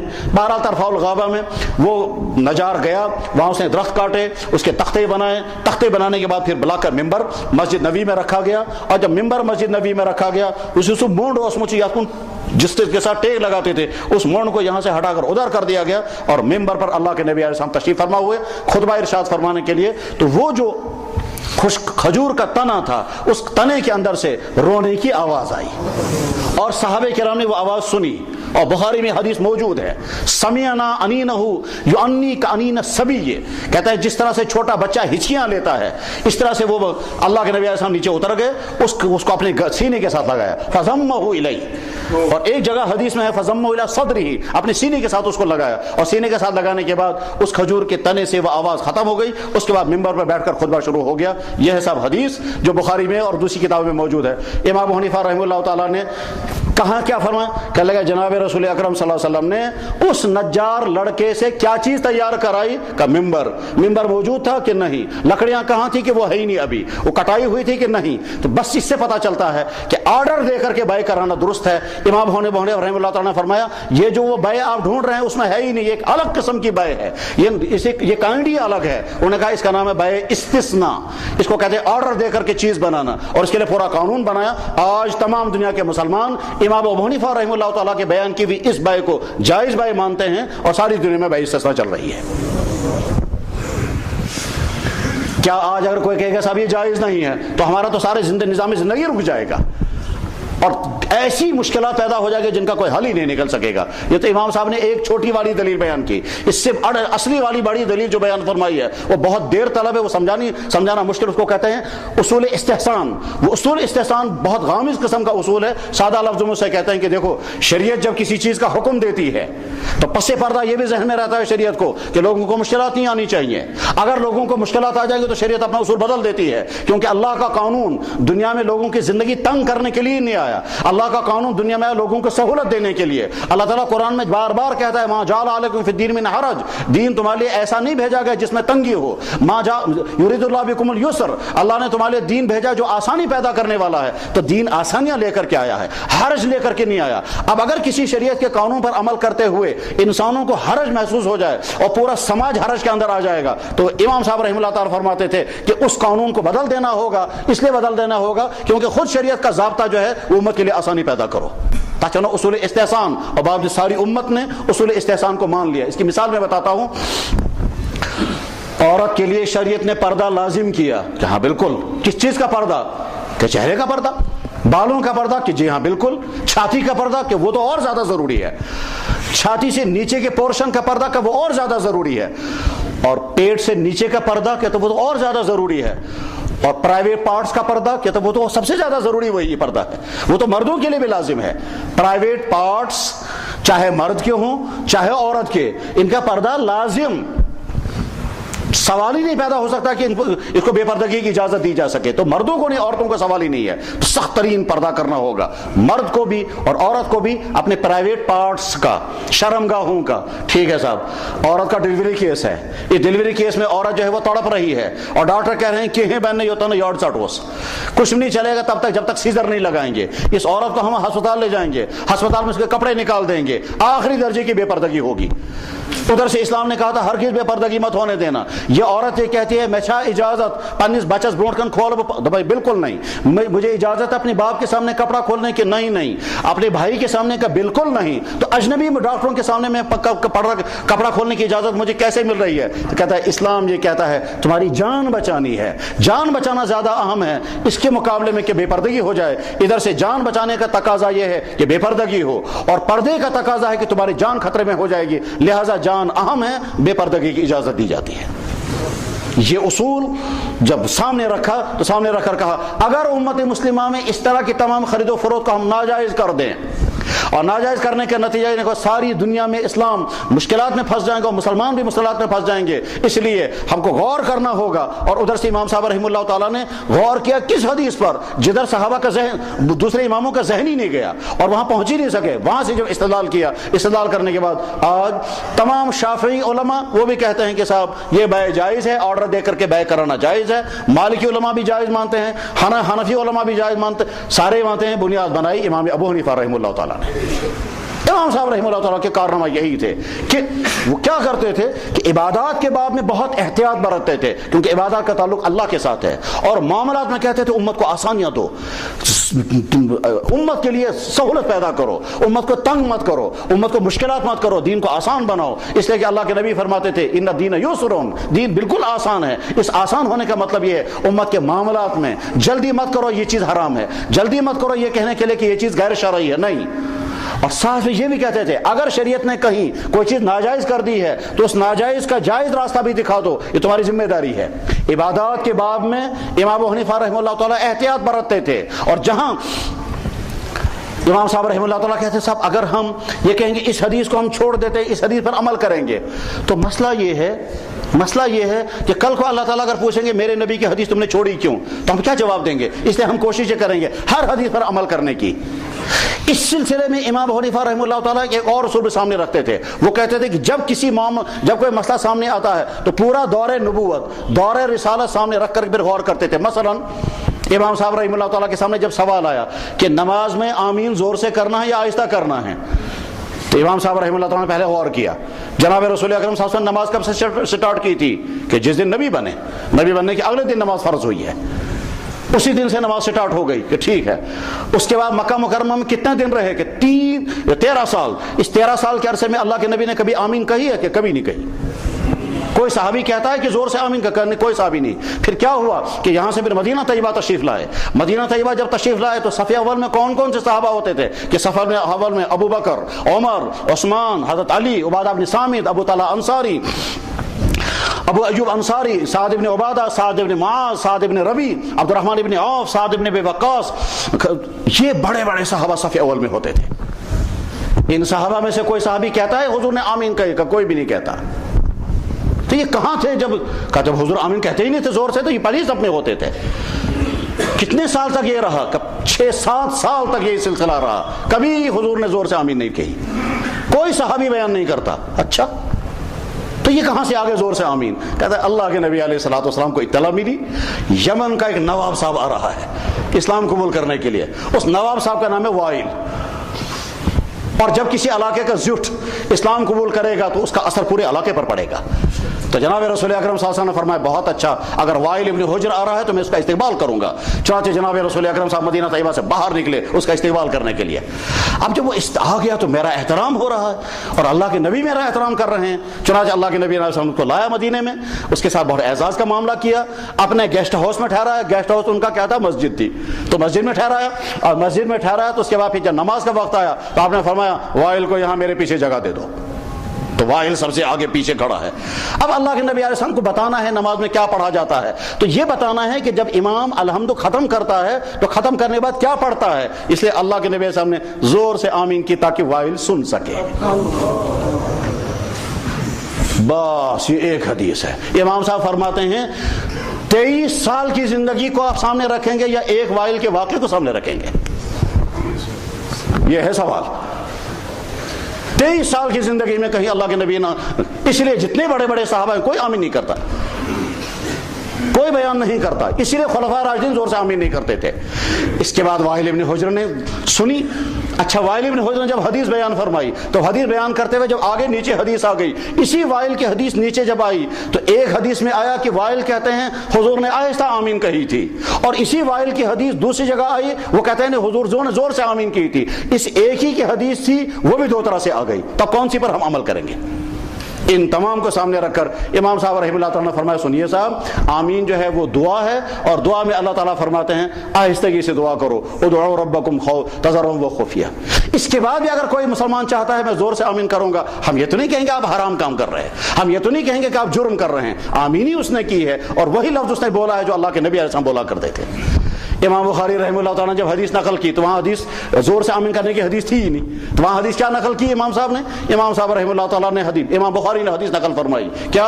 اذا قال الامام غیر المغضوب علیہم ولا الضالین فقولوا آمین، جب امام غیر المغضوب علیہم ولا الضالین کہے تو تم آمین کہو۔ فإن من وافق تأمینہ تأمین الملائکہ، جب تمہارا آمین فرشتوں کی آمین کے ساتھ جڑ جائے گا تو اللہ تعالیٰ تمہارے گناہ معاف کر دے گا۔ امام صاحب فرماتے ہیں جوڑو جی فرشتوں کے آمین کے ساتھ۔ نمبر 1، فرشتے بڑے اخلاص کے ساتھ آمین کہتے ہوں گے، آپ بھی اخلاص سے کہو۔ نمبر 2، فرشتے جو ہیں وہ ضالین کے فوراً بعد آمین کہتے ہوں گے، آپ بھی فوراً آمین کہو۔ اور فرشتے آہستہ آمین کہتے ہیں، ہم میں سے کوئی نہیں سنتا ہے تو ہم بھی آہستہ ہی آمین کہیں۔ اس طرح سے امام صاحب رحمہ اللہ تعالیٰ اجتہاد کرتے تھے، اور وہ اجتہاد کوئی سطحی نہیں ہوا کرتا تھا، اس کے پیچھے بڑی غور و فکر ہوا۔ چنانچہ امام ابو حنیفہ رحمہ اللہ تعالیٰ واحد شخصیت ہیں کہ جن کے متعلق کتاب والوں نے لکھا 6 لاکھ مسائل کا اجتہاد امام ابو حنیفہ رحمہ اللہ تعالیٰ نے کیا، اور بعضوں نے کہا کہ نہیں صاحب 12 لاکھ مسائل کا اجتہاد کیا، اور ایک صاحب نے تو کہا 80 لاکھ مسائل امام ابو حنیفہ رحمہ اللہ تعالیٰ نے اپنے اجتہاد سے حل کیے ہیں۔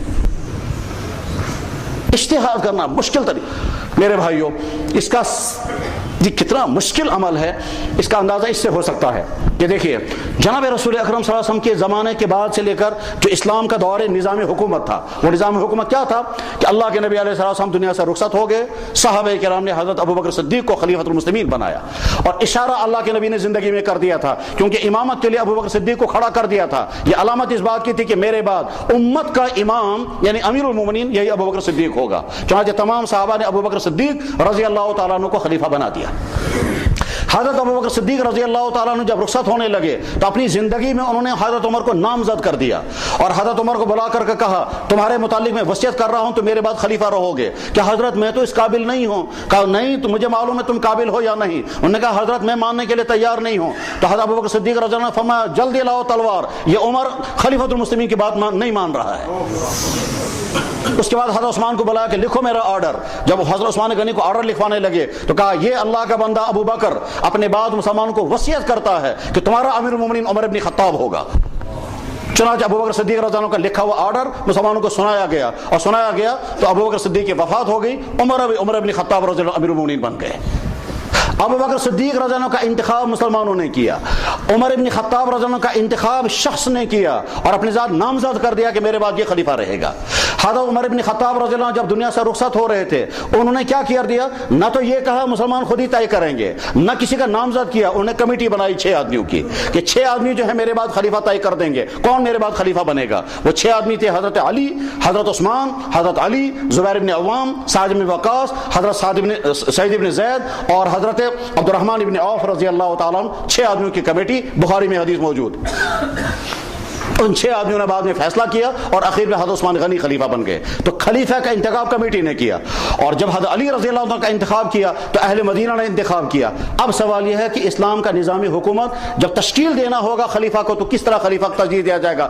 اس تمام کو ذہن میں رکھ کر کے دے آج کے زمانے میں جمہوریت ہے۔ جمہوریت میں سارے ملک کے لوگوں کو ووٹ لیے جاتے ہیں، اور ووٹ لینے کے بعد ایک آدمی خلیفہ ملک کا سربراہ بنتا ہے۔ میں کشمیر میں نہیں بات کر رہا ہوں، کشمیر سے باہر کی بات کرتا ہوں۔ مان لیجئے وہ مسلمان جو امریکہ میں بستے ہیں، وہ مسلمان جو یورپین کنٹریز میں بستے ہیں، وہ مسلمان جو ہندوستان کے غیر مسلم علاقوں میں بستے ہیں، وہ مسلمان وہاں سے سوال پوچھتا ہے کہ جناب یہاں جمہوریت ہے اور لادین جمہوریت ہے، سیکولرزم ہے، مجھے ووٹ ڈالنا ہے یا نہیں؟ اگر میں ووٹ نہیں ڈالوں گا تو یہاں پارلیمنٹ میں ہمارے خلاف قانون بنے گا، اس وقت ہم کیا کریں گے؟ اور اگر ہم ووٹ ڈالیں گے تو ہم کو کسی کافر کے حق میں ووٹ ڈالنا ہوگا، اور اسلام میں کہیں ووٹ ڈالنا ہے ہی نہیں۔ اجتہاد سے مسئلے کو حل کرنا ہے۔ اگر ہم کہیں گے ووٹ ڈالنا جرم، وہ کہیں گے جی بہت اچھا، ہندوستان کے مسلمان اگر ووٹ نہیں ڈالیں گے، برطانیہ کے مسلمان ووٹ نہیں ڈالیں گے، خود مسلمان ملکوں کے مسلمان اگر ووٹ نہیں ڈالیں گے تو پھر وہاں غیر اسلامی لوگ آئیں گے۔ مسلمان ملکوں میں فرض کیجئے ووٹنگ ہو رہی ہے، اگر مسلمان کہیں گے جناب یہ ووٹنگ چھئی نہیں کون اسلام اسمز اشن آپ سیف کی ہی نا، تو اس کے بعد پھر کیا ہوگا؟ دیندار پیچھے ہٹ جائیں گے اور فاسق و فاجر جو ہیں وہ ملکوں کے سربراہ بنیں گے۔ اب اگر کہیں گے صاحب ووٹ ڈالو مگر اسلام تو ووٹنگ تھی نہیں کہیں، تو اجتہاد کرنا ہے، اور اجتہاد کے ذریعے سے مسئلہ حل کرنا ہوگا، اور اجتہاد میں سارے پہلو سامنے رکھنے ہوں گے۔ میرے بھائیو، امام ابو حنیفہ رحمہ اللہ تعالیٰ نے جب اجتہاد کا طریقہ جاری کیا تھا تو اس وقت انہوں نے اجتماعی اجتہاد شروع کیا تھا۔ اکیلا نہیں، میں اکیلا دین بیان کرنے لگوں گا اور تم سب پر عمل کرنے نہیں، پوری کمیٹی بنائی تھی، 40 آدمیوں کی کمیٹی ہوتی تھی، وہ اس وقت کے مسائل حل کرتے تھے۔ اسی طرح سے آج کے دور میں جب سیاسی مسائل سامنے آئیں گے، آج کے دور میں جب سماجی مسائل سامنے آئیں گے، آج انٹرنیٹ پر نکاح ہو رہا ہے، یہ نکاح جائز ہے ناجائز ہے؟ اس وقت جو ہے کیسے طلاق جو ہے وہ زبان سے بولی جاتی ہے، تو ٹھیک، اگر کسی شخص نے طلاق ہوا میں لکھی تو یہ طلاق ہوئی یا نہیں؟ تو کیا پتہ چلے گا؟ ہوا پہ طلاق لکھی، ہوا میں اس نے توئے لام الف اور کاف، میں اپنی بیوی فلاں کو طلاق لکھتا ہوں، اور ہوا میں طلاق لکھی گئی، یا پانی کے اوپر طلاق لکھی گئی، یہ طلاق پڑے گی یا نہیں؟ ریت کے اوپر طلاق لکھی گئی، یہ طلاق پڑے گی یا نہیں؟ مسئلہ تو ہے۔ ایسے تمام مسائل جن کے بارے میں شریعت کا قانون نہیں ہوتا ہے، ان مسائل کے قرآن بھی خاموش، حدیث بھی خاموش، اور وہاں مسئلہ حل کرنا ہوتا ہے، حل نکالنا ہوتا ہے، کہیں جائز کہنے کا یا ناجائز کہنے کا۔ مثلا فرض کیجئے کشمیری لوگ نون چائے پیتے ہیں، چاول کھاتے ہیں، سبزیاں کھاتے ہیں، مسالے کھاتے ہیں، ان میں سے ایک چیز بھی اللہ کے نبی نے کبھی استعمال نہیں فرمائی، نہ چاول کبھی کھایا، نہ نون چائے کبھی پی، نہ مسالے کبھی استعمال فرمائے، ان میں سے کوئی بھی چیز نہیں۔ اب یہ حلال ہے یا حرام؟ فیصلہ کرنا ہے۔ اگر ہم کہیں گے صاحب حلال ہے تو حلال ہونے کا ثبوت کہاں ہے؟ اور اگر کہیں گے حرام ہے تو ہم کھائیں گے کیا پھر؟ اور کہا نہیں ہے، اس کے لیے امام حنیفہ نے اصول بتایا. اصول کیا بتایا؟ اللہ نے قانون یہ بنایا کچھ چیزوں کو میں حرام کر دیتا ہوں, جو چیزیں میں نے حرام کر دی اس کے علاوہ دنیا کی ساری چیزیں تمہارے لیے حلال ہیں. درائے اس کے بعد الاصل فی الاشیاء الاباحہ. ہمارے علماء سمجھتے ہیں اس کو کہ امام حنیفہ رحمہ اللہ تعالیٰ پہلا انسان جنہوں نے کیا کہا کہ دنیا کی تمام چیزیں اللہ نے حلال بنائی. اچھا ساری چیزیں وہ کہاں سے نکالا آپ نے؟ کہ اللہ تعالیٰ کہتے ہیں یا ایھا الذین آمنوا کلوا من طیبات ما رزقناکم, اے ایمان والو ساری چیزیں کھاؤ میں نے تمہارے لیے بنائی ہیں. قل من حرم زینۃ اللہ التی اخرج لعبادہ, کون حرام کر سکتا ہے میری وہ چیزیں جو میں نے اپنے بندوں کے لیے بنائی ہے. تمہارا اللہ وہ اللہ ہے خلق لکم ما فی الارض جمیعا, جس نے تمہارے لیے ساری زمین بنائی. اللہ تعالیٰ تو کہہ رہے ہیں ساری چیزیں حلال ہیں. تو جناب حرام بھی ہے کچھ یا نہیں؟ کہاں دیکھو فہرست میں ڈھونڈو وہاں نکلے گا شراب حرام تو کر دو باہر, زناکاری حرام کو اس کو بھی باہر کر دو, جنگلی درندے حرام کو اس کو بھی باہر کر دو. چند چیزیں جن کے بارے میں حدیث میں آیا حرام ان کو الگ کر دو, باقی ساری چیزیں حلال ہیں, ان کا کہیں تذکرہ آئے یا نہ آئے.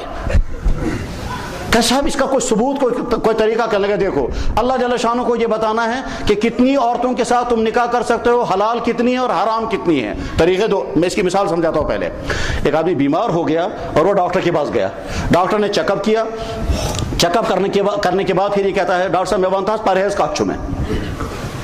ڈاکٹر دو طرح سے پرہیز بتائے گا, یا تو ڈاکٹر کہے گا فلانی چیز کھیزنا باقی سوری, فلانی چیز راجما دال کھیزنا, اولو تی کھیزنا, گانڈ تی کھیزنا, پھول تی کھیزنا, باقی یہ مرضی تی کھاتا. ایک طریقہ یہ ہے. دوسرا طریقہ ہے ڈاکٹر کہے گا صرف زوم و دودھ کھے باقی نہیں کہیں.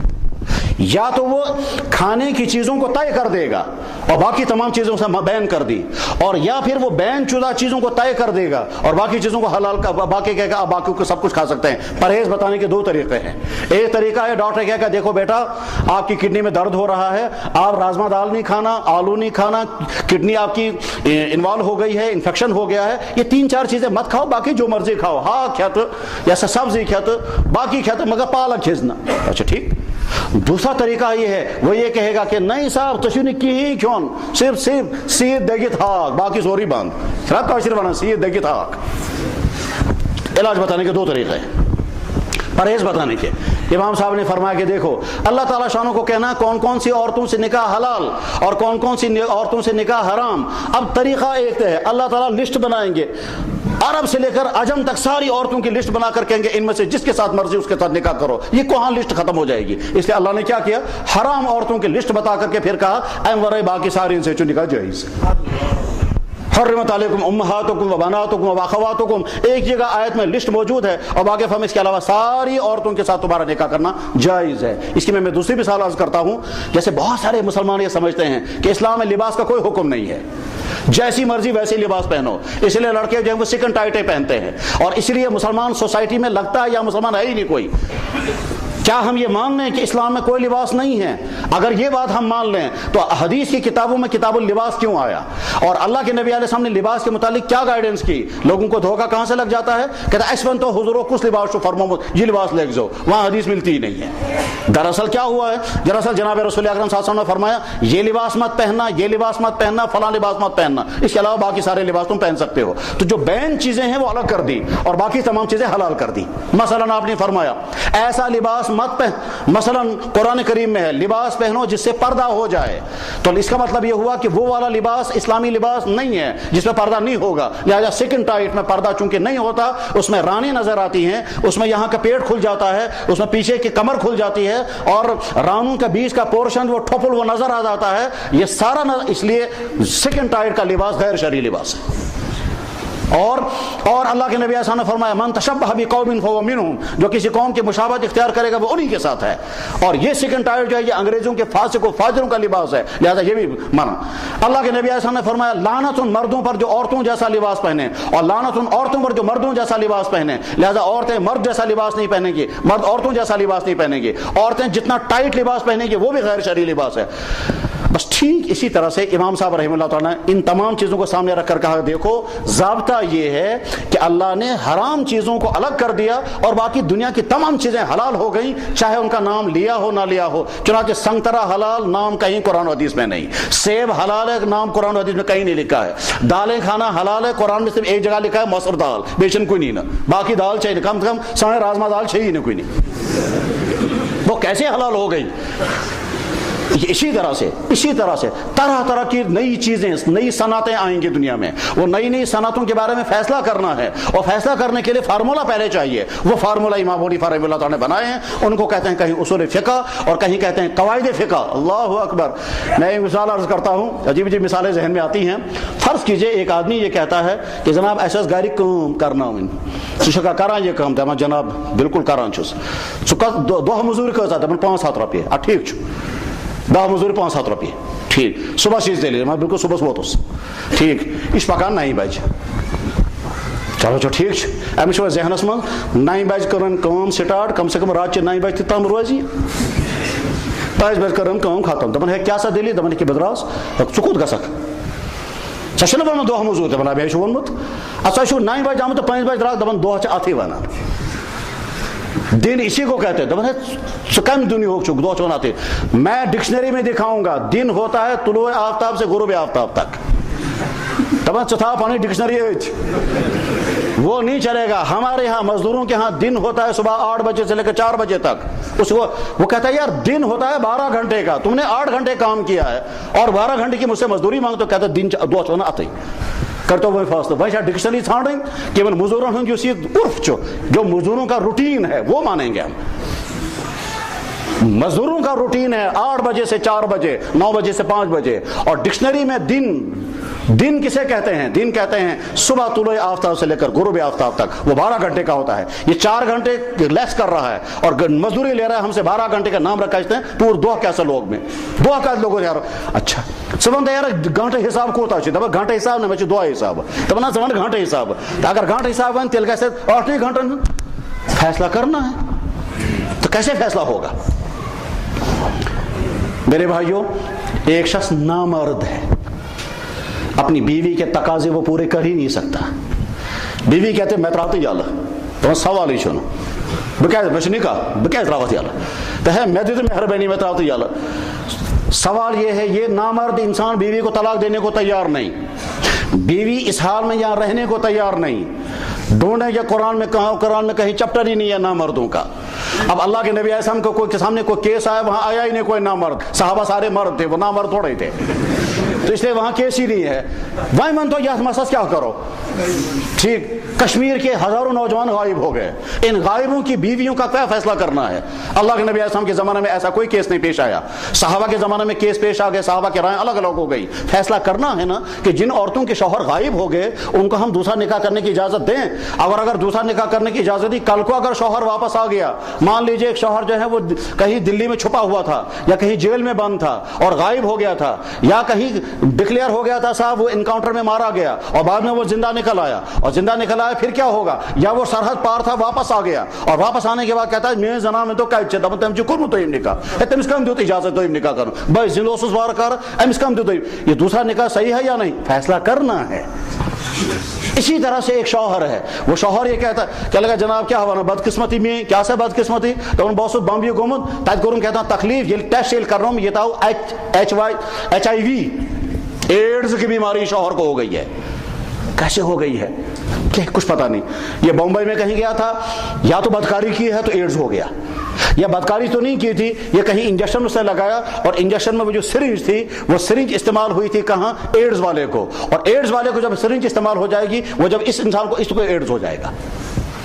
अब इस बेचारे को एड्स हो गया, ये परेशान हो गया मैं क्या करूंगा? और लाजिमन इसकी बीवी को भी एड्स होगा क्योंकि एड्स जो है वो दूसरे का पहुंचता है। इंसान के बॉडी में कुछ लिक्विड हैं, उस लिक्विड के अंदर ये एड्स फैल जाए, उसमें खून भी है, उसमें सेमन भी है, तो सेमन के अंदर और खून के अंदर एड्स के जरासीम होते हैं। ये शख्स जिस बीवी से हमबिस्तरी करेगा उसको भी एड्स हो जाएगा और अगर औरत को एड्स हुआ होगा तो उसके शौहर को एड्स हो जाएगा। ये औरत जिस बच्चे को दूध पिलाएगी उसको भी एड्स हो जाएगा। पसीने में एड्स नहीं आता, थूक में भी एड्स नहीं आता। खैर ये मर्द आकर कहता है तब मैं सुन समझी वही मुसीबत का फेर को में आ गया ठीक। इसकी बीवी कहती है सवाब मैं नखीज ना सवाल ही सुन दिन मैं नखियक क्यों? क्योंकि मुझे एड्स हो जाएगा। शौहर ये कहता है, जनाब हदीस में साफ मौजूद है, अल्लाह के नबी अलैहि सल्लम ने फरमाया अपने शौहरों की जिनसी ज़रूरत पूरी करो। यहाँ तक फरमाया अगर औरत चूल्हे पर बैठी होगी और शौहर को जिनसी ज़रूरत पूरा करने तो फ़ौरन उसकी ज़रूरत पूरी करो।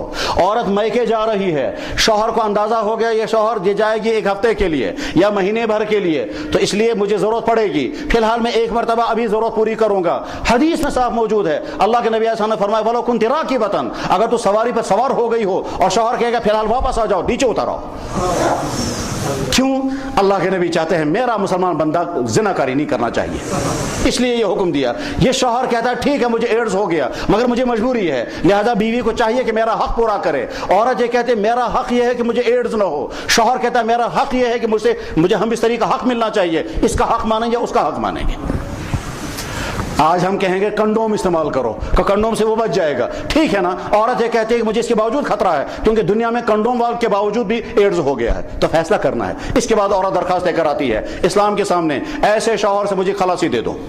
शौहर कहता है जनाब ये जना दोइम का दिबैन में वही, इसलिए अगर ये दराज बुकुद गस मैं तो मैं पढ़ करते हो रहा ठीक। और उसके बाद साथ में कहता है अगर लोगन पता लोग कहाँ डॉक्टर इंजेक्शन करने खा तो तुझे बता यार मैं दीवान अंदर अस नहीं अभी सचो एड्स ये यूरगी। मैं होटल में जाता हूँ वहाँ कहता है इसके बर्तनों को भी हाथ मत लगाना, यहाँ तक कि वेटर आकर कहता है जनाब मैं तो चादर को भी हाथ नहीं लगाऊंगा क्योंकि तुमको एड्स हो गया। तो मैं तो मुसीबत में फंस गया। अब एक बीवी थी उसको भी आपने निकाल दिया, तो क्या करेगा ये आदमी?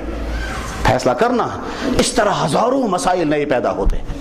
इन हजारों नए मसाइल को हल करने के लिए इज्तिहाद, और इज्तिहाद का इमाम गुजरा है इमाम अबू हनीफा रहमहुल्लाह ताला, उनके कारनामे हदीस। तो मेरे भाइयों हमको जो दीन यहाँ तक पहुँचा है, नंबर 1 तो औलिया किराम के जरिए से पहुँचा, नंबर 2 यहाँ अब तक जो हैं वो हनफी मसलक पर कायम थे। लेकिन याद रखें बिदात का नाम हनफियत नहीं है, शिरकियात का नाम हनफियत नहीं है। वो चीज़ें जिनका कुरान और हदीस पर इमामों के यहाँ कोई तस्करा ही नहीं, उसका नाम हनफियत नहीं है। मान लीजिए किसी कब्र पर आपने अजान शुरू कर दी, कहा यह नई बिदअत शुरू की आपने, न कहीं कुरान में है, न कहीं हदीस में है, न कहीं इमाम हनीफा ने बयान किया, न फिक़ह हनफी में कहीं नहीं है, ये नई बिदअत आपने शुरू। अब आप इसका नाम अगर हनफियत रखेंगे तो यह हनफियत नहीं है। अब दुनिया में नकली डॉक्टर बहुत हैं, तो नकली डॉक्टरों से बचना जरूरी है, मगर नकली डॉक्टरों से बचते बचते आप असली डॉक्टर से तो नहीं इनकार कर सकते, असली डॉक्टर से तो फायदा उठाना है। तो जो सही मसलक है उस मसलक पर कायम रहना है। मेरे भाइयों इस वक्त हम मुसलमान एक खतरनाक दोराहे पर हैं, वो ये कि इस वक्त यहाँ की सूरत हाल, यहाँ के हुक्मरान, यहाँ के ताजिर, यहाँ के नौजवान, यहाँ की औरतें, यहाँ के बिजनेसमैन, यहाँ के पॉलिसी मेकर, यहाँ के सिविलाइज्ड तमाम तबकों के लोग मुसलसल दीन से दूर जा रहे हैं। हर शोबे ज़िंदगी में जा करके देखेंगे तो जैसा मुसलमान होना चाहिए वैसा नहीं है। और इसके मुकाबले में जो लोग इस्लाम कबूल कर रहे हैं वो एक एक चीज़ पर अमल करते हैं। यहाँ श्रीनगर शहर के अंदर लड़की ने कलमा पढ़ा, उसके बाद से आज तक किसी नामहरम मर्द के सामने वो आने को तैयार नहीं, और हमारी बेटियां जो हैं वो नंगी हो करके सामने आती हैं और कहती हैं एक्शन ये इस्लाम ज़रूरत। लड़के ने कलमा पढ़ा, कहता है जिस दिन से मैंने कलमा पढ़ा उस दिन आज तक मेरी कभी कोई नमाज नहीं छूटी, और हम मुसलमान कहते हैं काश से फुर्सत नमाज पढ़ना से। ये लड़की भी श्रीनगर में मौजूद है, वो लड़का भी श्रीनगर में मौजूद है।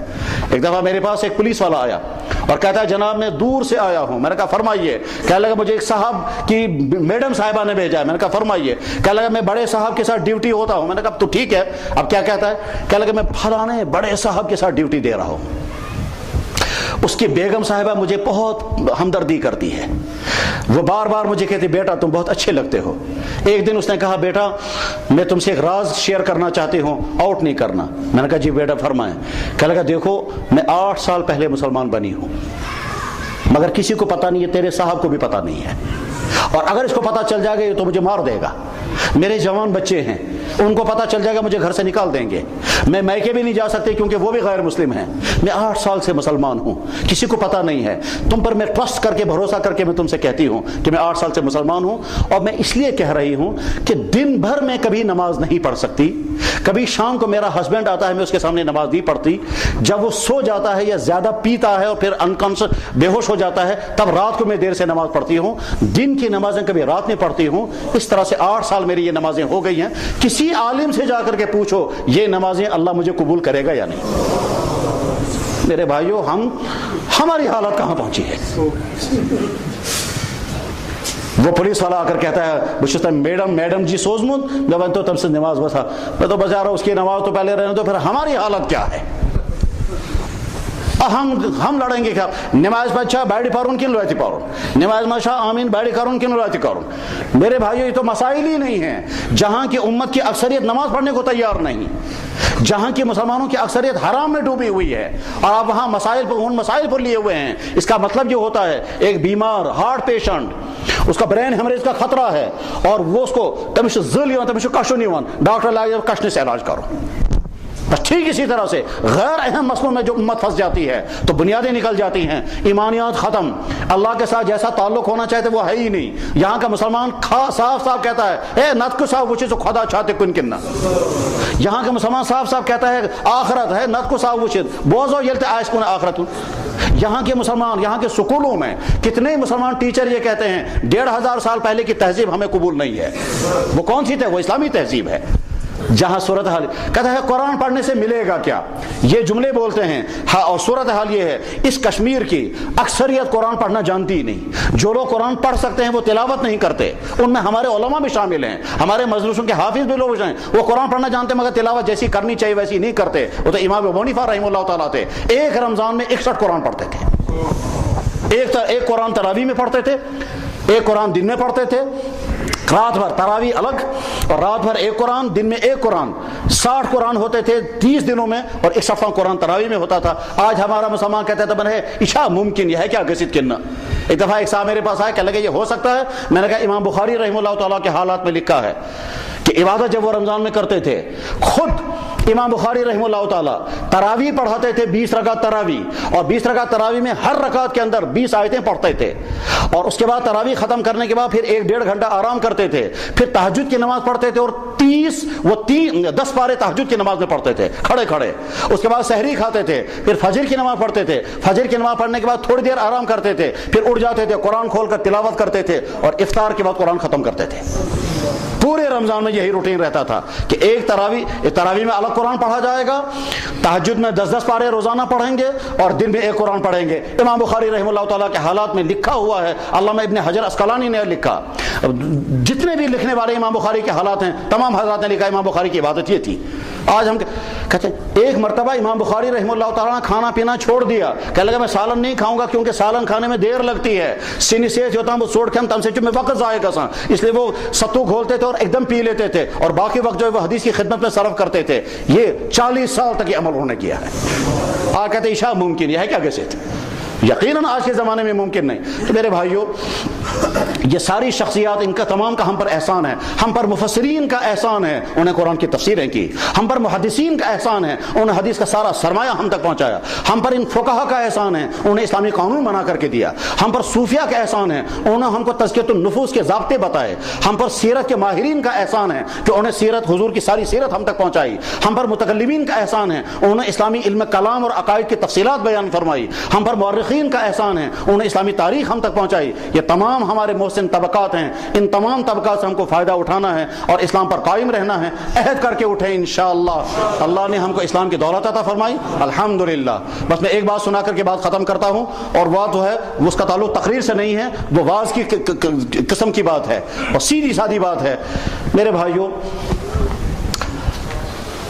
वैसे यशुन दुनिया से मुमकिन कि अल्लाह ताला से मुलाकात है किसी अलबत्ता आखिरत तो किस्मत सहाबे किराम ने हुजूर नबी अलैहि सल्लम से पर पूछा हल नरा रब्बना क्या हम अपने रब को देख सकेंगे फरमाया हल तज़ाम्मुन फी रुयतिल कमर लैलतुल बद्र लैसा दूनहु सहाब 14वीं रात के चांद को देखने में तुमको कोई मुश्किल पेश आती है जबकि फिजा में बादल भी ना हो क़ालुल्लाह उन्होंने कहा हजरत क्या चांद देखना है सर ऊपर करना है चांद नजर आएगा एक हदीस में बुखारी में है हल तज़ाम्मुन फी रुयतिश शम्स फी निस्फ़िन नहार लैसा दूनहु सहाब क्या तुम्हें सूरज के देखने में कोई मुश्किल आती है दोपहर के वक्त आद क्या हजरत नहीं फरमाया कज़ालिक तरौन रब्बकुम जिस तरह से तुम 14वीं रात के चांद को चमकता वक्त देखते हो ठीक इसी तरह से तुम अल्लाह को देखोगे लेकिन आखिरत में होगा दुनिया में नहीं लेकिन हम 2 मिनट के लिए फ़र्ज करते हैं अगर अल्लाह ताला शान ने इत्तला भेज दी मैं आ रहा हूँ और तुमसे ज़रूरी बात करनी है और तशरीफ ला करके फिर सामने बिठाएं हमें फिर हमसे पूछें मैंने तुम्हें इंसान बनाया था हम कहेंगे जी बनाया था تم نے کوئی درخواست مجھے دی تھی کہ جی نہیں، کوئی درخواست نہیں دی تھی. تمہارا کوئی حق تھا مجھ پر کہ میں تمہیں انسان بناؤں کہ جی نہیں، ہمارا کوئی حق نہیں تھا. میں مجبور تھا تمہیں انسان بنا کہ جی نہیں، آپ مجبور بھی نہیں تھے. میں اگر نہیں بناتا تم کیا کر لیتے کہ حضرت ہم کیا کر سکتے تھے. جس دن میں نے تم کو انسان بنایا اس دن ہزاروں کیڑے مکوڑے، ہزاروں درندے چرندے پرندے کتے بلیاں پیدا ہوئی ہوں گی کہ جی ہوئی ہوں گی. میں طاقت رکھتا تھا انہی کے اندر تم کو پیدا کرتا کہ جی بالکل. میں نے اس کے باوجود تم کو انسانوں میں پیدا کیا. صحیح ہے؟ ہم کہیں گے جی صحیح ہے. اللہ تعالیٰ فرمائیں گے جس دن تم پیدا ہوئے اس دن کتنے ہزاروں انسان کافروں کے گھروں میں، یہودیوں نصرانیوں کے گھروں میں پیدا ہوئے ہوں گے. میں نے تم کو ان یہودیوں کے گھروں میں نہیں، میں نے مسلمان کے گھر میں تمہیں پیدا کیا. تمہارا کوئی حق تھا مجھ پر کہ جی کوئی حق نہیں تھا. مجھے کو ڈر تھا کہ اگر میں مسلمان کے گھر میں پیدا نہیں کروں گا تم پتہ نہیں کہ جی کوئی ڈر نہیں. اگر میں پیدا نہ کرتا تم کیا کرتے کہ حضرت ہم کیا کر سکتے تھے. ٹھیک ہے، انسان میں نے تمہیں بنایا، اپنا فیصلہ تھا. تمہیں مسلمان بنایا وہ بھی میرا فیصلہ تھا. اس کے بعد تم بڑے ہو گئے، تمہارے والدین بھی، تمہارے بیوی بچے، تمہاری جوانیاں، مکمل باڈی میں نے دی، تمہاری آنکھیں بھی صحیح خوبصورت باڈی میں نے دی، کبھی بھوکا نہیں رکھا، کبھی پیاسا نہیں رکھا. یہ سارا میں نے تمہارے ساتھ کیا ہے کہ جی کیا ہے. اس کے بعد اللہ تعالیٰ فرمائیں گے اب اپنا حساب مجھے دے دو، تم نے میرے ساتھ کیا کیا کیا. میرے بھائیو ہم اپنا حساب کیا دیں گے. یہ آنکھیں میں نے دی تھی، کتنی مرتبہ تم نے اس آنکھوں سے جرم کیا. یہ ہاتھ میں نے دیے تھے، تم کتنی مرتبہ تم نے ان ہاتھوں سے جرم کیا. میں طاقت رکھتا تھا تمہاری آنکھوں کی روشنی چھین لوں گا مگر میں نے نہیں چھینی. میں طاقت رکھتا تھا تم میوزک سنتے تھے، میں تمہارے کانوں کو بہرا کر دیتا مگر میں نے نہیں کیا. میرے بھائیو اللہ نے اللہ نے ہم کو محمد رسول اللہ کا سچا دین دیا. وہ محمد رسول جن کی ایک ایک چیز محفوظ ہے، حدیث محفوظ. دنیا کے باقی تمام نبی وہ اللہ کے نبی ہیں، ہم ان کو نبی مانتے ہیں. ہمارا ایمان ہے ابراہیم اللہ کے نبی، ہمارا ایمان ہے موسیٰ علیہ السلام اللہ کے نبی، ہمارا ایمان ہے عیسیٰ علیہ السلام اللہ کے نبی. مگر دین نہ موسیٰ کا چلنے والا ہے نہ عیسیٰ علیہ السلام کا چلنے والا، اس لیے کہ ان کا دین محفوظ ہی نہیں ہے. اگر یہودیوں سے پوچھیں گے اے دنیا کے یہودیوں ایک بات دکھا دو جو حضرت موسیٰ علیہ السلام نے کہی ہو، ہم اس پر عمل کریں گے، یہ کہہ کر کے نبی کی بات پر عمل کریں گے. ایک بات کسی کے پاس نہیں ہے. تمام دنیا کے عیسائیوں کو چیلنج ہے، وہ بتا دیں کہ کیا آج کی بائبل وہی بائبل ہے جو حضرت عیسیٰ علیہ السلام پر نازل ہوئی ہے. جواب ہے بالکل نہیں، وہ بائبل نہیں ہے. یہ جس زبان میں وہ بائبل نازل ہوئی تھی وہ زبان، اس زبان کی بائبل ہی دنیا میں کہیں موجود نہیں. ہم ان سے کہیں گے یار ایک بات دکھا دو، حضرت عیسیٰ علیہ السلام نے کوئی ایک بات کہی ہو، ہم اس پر عمل کریں گے، یہ سوچ کے کہہ کر ایک نبی کی بات پر ہم عمل کر رہے ہیں. ایک بات بھی کسی کے پاس موجود نہیں ہے. تو ان دینوں پر کیسے عمل کریں گے؟ ان دینوں میں کیسے کامیابی ہو سکتی ہے جن دینوں کی بنیادی کتابیں محفوظ نہیں، جن دینوں کی نبیوں کی ایک بات بھی ریکارڈ میں نہیں ہے. اور اس کے مقابلے میں قرآن مکمل محفوظ اور محمد رسول اللہ صلی اللہ علیہ وسلم کا ایک ایک ارشاد محفوظ ہے. دین حق یہ ہے، اس دین حق کو اللہ نے ہمیں عطا فرمایا. ہم اس دین حق کے وفادار رہیں گے، یہ عہد کر کے یہاں سے اٹھیں گے. وآخر دعوانا ان الحمدللہ رب العالمین برحمتک یا ارحم الراحمین. آمین. کیا کرنا ہے؟ مختصر دعا. یہ فرماتے ہیں مختصر سے دعا کریں. دو زانو بیٹھے ہیں، اللہ کی طرف متوجہ ہوں.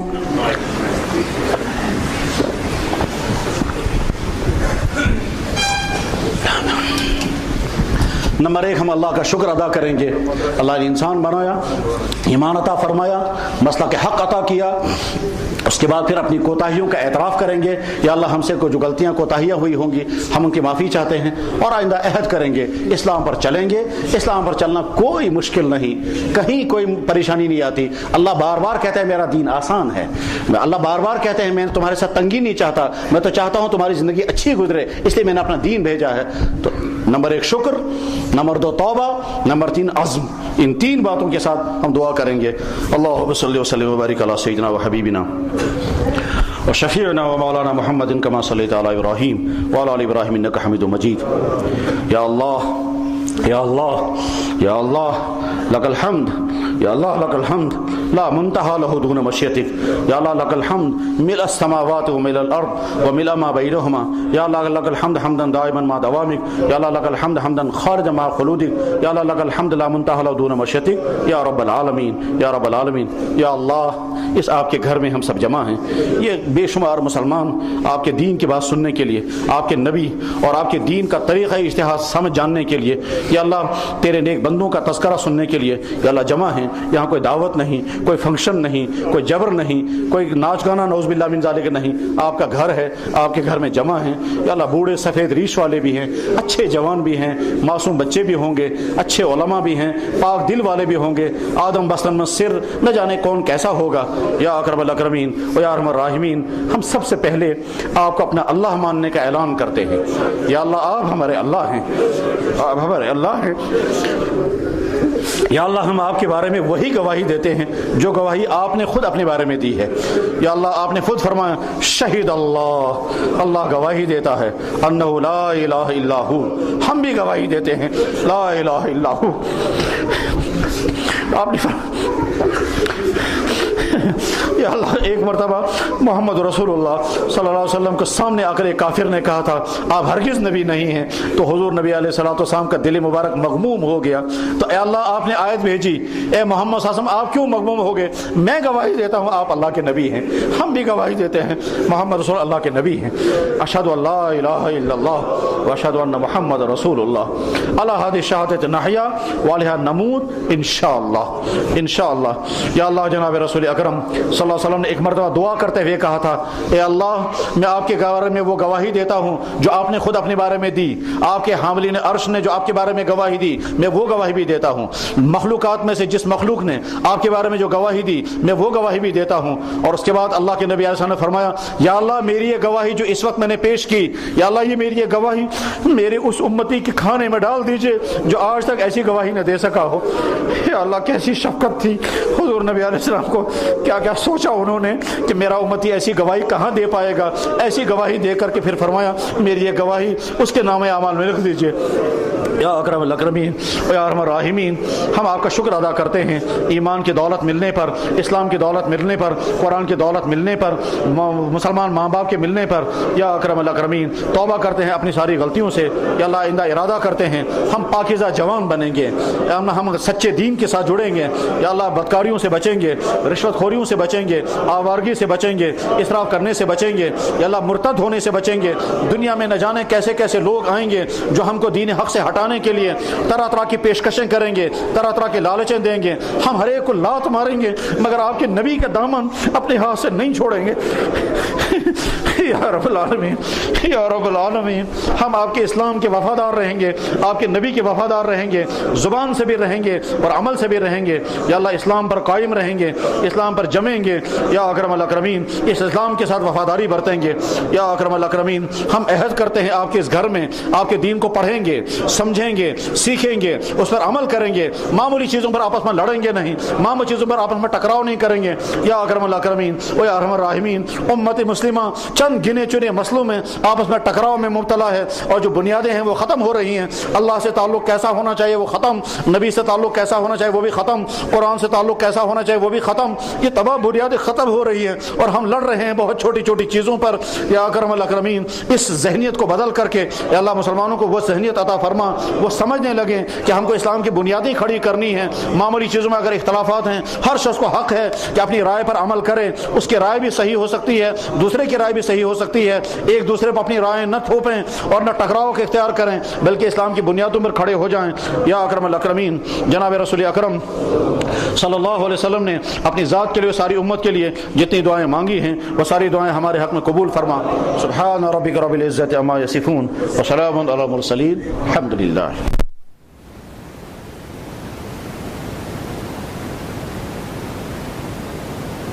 اے حبیب خدا اے حبیب خدا اے حبیب خدا اے حبیب خدا. آپ فخر رسل سرور انبیاء رہبر کاروان وفا آپ ہیں. آپ فخر رسل سرور انبیاء رہبر کاروان وفا آپ ہیں. زیر دیوار کعبہ